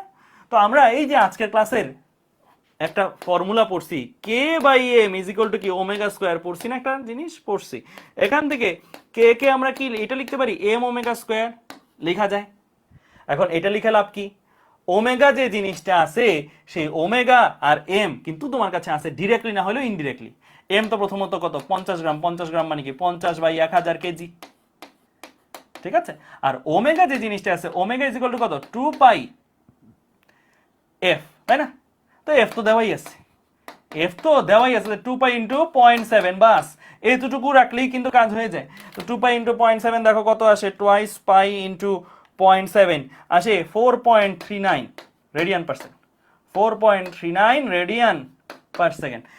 আর ওমেগা স্কোয়ার তার মানে এটার স্কোয়ার, আর এটা কত 50 বাই 1000, তাহলে 50 বাই 1000 ইন্টু 4.39 স্কোয়ার, বাস এইটা করলেই কিন্তু কাজ মোটামুটি ডান। তাহলে ইন্টু 4.39 স্কোয়ার, তাহলে আমার ওভারঅল আসে হচ্ছে 0.96 নিউটন পার মিটার। তাহলে এই হচ্ছে আমার কি কে এর মান। তো কে এর মান তো লাগবে না, আমার লাগবে আলটিমেটলি ডাব্লিউ এর মান। তো ডাব্লিউ এর মান বের করি, half k x square, half into 0.96 into x square, x কত 15 সেন্টিমিটার, টান টান করো 15 সেন্টিমিটার মানে কি 15 বাই 100 বা 0.15, তাই না? 0.15 মিটার, তো 0.15 স্কোয়ার। তো এটা করে দেখো কত আসে, 0.5 ইন্টু 0.96 ইন্টু 0.15 স্কোয়ার, তাহলে এটা আসে 0.0108 এরকম কিছু মনে হয়, 0.0108 এত জুল। তাহলে এইটা হচ্ছে আমার কৃতকাজের পরিমাণ। এই যে একটা স্প্রিংকে আমি টেনে এই পজিশন থেকে এই পজিশন নিলাম, কত কাজ করলাম সেই কাজের পরিমাণটা আমরা পেয়ে গেছি 0.0108 জুল। আমরা কি এটা বলতে পারি যে এই পরিমাণ কাজটাই কি তার মধ্যে সঞ্চিত শক্তি হিসেবে জমা হয়েছে? আর তো এক্সটার্নাল ওয়ে নাই কোনো শক্তি আসার, এই কাজটাই তার মধ্যে শক্তি হিসেবে জমা হয়েছে। যেই শক্তিটাকে সে সঞ্চয় করে পরবর্তী সঞ্চিত শক্তিটাকে ব্যবহার করে সে ভেতরের দিকে আসবে, আবার দুলতে থাকবে, তাই না? তাহলে তুমি পরের লাইনে লিখে দিতে পারো, আমরা জানি EP is equal to W, সঞ্চিত শক্তি কৃত কাজ থেকেই আসে এবং সেই ভ্যালুটা কত 0.0108 এত কি জুল, ঠিক আছে? বাস শেষ, ম্যাথ ডান, ক্লিয়ার, বোঝা গেছে? তাহলে আমরা এটা পারবো, ওকে। তাহলে এটাও কিন্তু সহজ ম্যাথ ছিল, তাই না? ডাব্লিউ এর মধ্যে কে ছিল, কে দরকার ছিল, কে বের করতে গেলাম, কে বের করতে গেলে ওমেগা লাগছিল, ওমেগাও বের করলাম, ঠিক আছে, বাস এতটুকুই। এরপরে আরেকটা ম্যাথ, এটাও ভালো ম্যাথ, এই যে এটা ঢাবিতে আসছে, এই ম্যাথটা এটা তুলে ফেলো একটু ফাস্ট। এটা ঠিক একটু আগে একটা ম্যাথ করছিলাম অনেকটা ওইটার মতন, একটা D square Y by DT square একটা সমীকরণ দেওয়া ছিল, দিয়ে আমাদের জানা সমীকরণ তুলনা করে ম্যাথটা করছিলাম, অনেকটা কাছাকাছি। জাস্ট এটার তফাৎটা হলো এখানে একটা সহগ দিয়ে রাখছে, তাই না? একটা সহগ দিয়ে রাখছে, that's the difference, but overall বাকি স্টেপ কিন্তু সেম। তো এইটা যখন করবা মাথায় রাখবা, তুমি বাসা থেকে শিখে আসছো কি, তুমি বাসা থেকে শিখে আসছো এই সম্পর্কটা D square Y by DT square, Y বলো বা এক্স বলো একই কথা, এক্স আর ওয়াই নিয়ে প্যারা নাই, এক্স আর ওয়াই কিন্তু সেম থিং, হ্যাঁ। Omega square x is equal two x দিয়ে ধরে লিখলাম, যেহেতু প্রশ্নটা এক্স দিয়ে লেখা, এই চেহারায় আনতে হবে। এই চেহারার মধ্যে খেয়াল করো, আমার D square x by DT স্কোয়ারের সহগ কত 1, এটা সহগ কত 1, সহগ যদি 1 হয় তোমার এখানে কি সহগ 1 আছে? না, তোমার এখানে সহগটা 1 বানাইতে হবে। কেমনে বানাবা তুমি? এটাকে তুমি ভাগ দিবা, উভয় পক্ষ, তোমার টার্গেট হচ্ছে এটা সহগ 1 বানাইতে হবে। কি করব আমি? সহগ 1 বানাইতে 4 দিয়ে যদি ভাগ দিয়ে দাও, এটাকে 4কে 4 দিয়ে ভাগ দিলেই তো 1 হবে। তাহলে আমি এটাকে 4 দিয়ে তো একা ভাগ দিতে পারবো না, ওকেও ভাগ দিতে হবে, ওকেও ভাগ দিতে হবে, মানে উভয় পক্ষকে 4 দিয়ে ভাগ করে। তোমার প্রথম কাজ হবে এটা থেকে উভয় পক্ষকে 4 দিয়ে ভাগ করে পাই d square x by DT square, 4 দিয়ে ভাগ করছি 1 হয়ে গেছে। 100ও 4 দিয়ে ভাগ দিতে হবে, 100ও 4 দিয়ে ভাগ দিলে 25, 0ও 4 দিয়ে ভাগ দিতে হবে, 0ও 4 দিয়ে ভাগ দিলে তো শূন্যই থাকবে। তুমি ভাগ দিলে, এখন তুমি তুলনা করবা, নাও ইউ ক্যান কম্পেয়ার। এখন তুমি লিখবা তুলনা করে, তুলনা করে দেখো, এটা তো আর কিছু তুলনা করে নেই, সেম সেম মিলে গেছে। এক্স এর সহগ এখানে 25, এক্স এর সহগ এখানে ওমেগা স্কয়ার, তার মানে ওমেগা যাহাই ওমেগা স্কয়ার তাহাই 25, কারণ এটা সঞ্চিত স্পন্দনের মাদার সমীকরণ, এটা সবাই মানবে, এটা হচ্ছে জেনারেল সমীকরণ, এটা হচ্ছে ওই সমীকরণের একটা গতির জন্য ভার্সন, ঠিক আছে? তাহলে এইটা তো মানেই চলবে। তো omega square is equal two 25 যদি ওমেগা ইজ ইকুয়াল টু কত 5 রেডিয়ান পার সেকেন্ড। তাহলে আমরা এটা অ্যান্সার হচ্ছে ডি নাম্বার। ক্লিয়ার? বুঝতে পারছো? তাহলে আমরা বুঝতে পারছি এখন থেকে যদি সহগ থাকে, এগুলো কিন্তু আসে কমন প্রশ্ন, সহগ যদি থাকে তাহলে সহগটাকে কি করতে হবে, 1 বানায় নিতে হবে। 1 বানায় নেওয়ার জন্য সহগের মান যেটা সেটা দিয়ে ভাগ দিয়ে দিব, উভয় পক্ষকে ভাগ দিয়ে দিলে আমার 1 হয়ে যাবে, ঠিক আছে? এগুলো কিন্তু প্রচুর আসে। এই প্রশ্নটা তোমার একবার দেখাচ্ছি, কিন্তু এগুলো তুমি যদি দেখো প্রচুর আসছে, এই প্রশ্নটা প্রচুর আসে পরীক্ষায়, তুমি পাবাই জীবনে না একবার পাবাই, ঠিক আছে? এটা আমাদের আজকের ক্লাসের লাস্ট ম্যাথ, এটা আমাদের আজকের ক্লাসের লাস্ট ম্যাথ। বলছে একটি কণার গতির সমীকরণ হলো ত্বরণ is equal to minus bx, যেখানে x হলো সাম্য অবস্থান থেকে কণাটির সরণ এবং b হলো ধ্রুবক, কণাটার পর্যায়কাল কত হবে?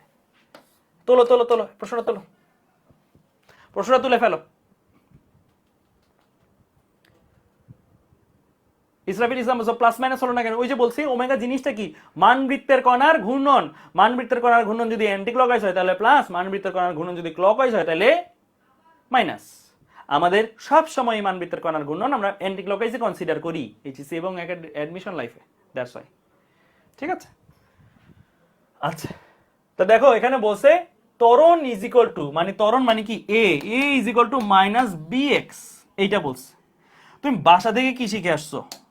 তুমি বাসা থেকে কি শিখে আসছো? ত্বরণ জিনিসটা কি বাসা থেকে শিখে আসছো f equal to minus kx, তারপরে শিখে আসছো f কে যদি m এ লেখো m is equal to minus kx, তারপরে a ইজ ইকুয়াল টু কত মাইনাস k বাই mx, তাই না?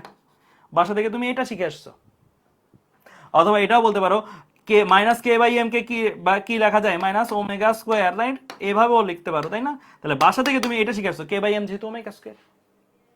তাহলে তোমার কাছে এই যে জিনিসটা দেওয়া আছে তুলনা করো, আমি কিন্তু এক একটা ম্যাথ ইচ্ছা করি এক এক ভাবে করাচ্ছি। ওই আগেরটা কিন্তু মাইনাস কে বাই এম দিয়ে করাইছি, ওমেগা দিয়ে করাইনি, আর এটা ওমেগা দিয়ে করাচ্ছি ইচ্ছা করে, যেন তুমি মানে ব্রেনটা নাচে তোমার, এন্ড তুমি ওই ম্যাথ এইভাবেও ওই ম্যাথটা করতে পারো, আর ওইভাবে ওই ম্যাথটার ভাবেও এটা করতে পারো।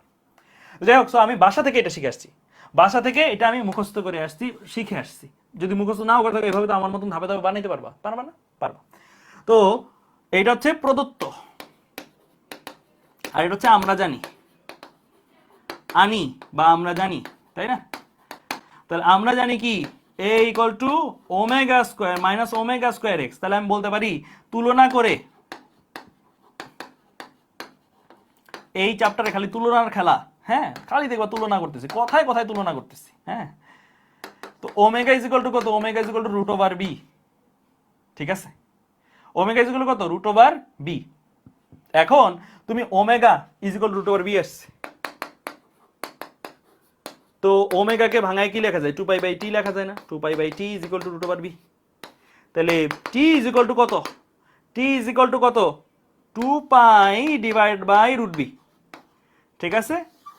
2 pi divide by root B, তাহলে অ্যান্সার হচ্ছে বি নাম্বার। দেখছো, আমি কিন্তু চাইলে এটা দিয়ে করে দিতে পারতাম, তুলনা করতে পারতাম না? তাহলে k by m is equal to আসতো বি, তো t equal to twice by root over m by k, ওখান দিয়েও করতে পারতাম। এই যে একটু আগের ম্যাথটা করছি না অমনে, এই যে একটা গ্রাফের ম্যাথ ছিল এ ভার্সেস এক্স গ্রাফ, এটা ওইভাবে করতে পারতাম, ঠিক আছে?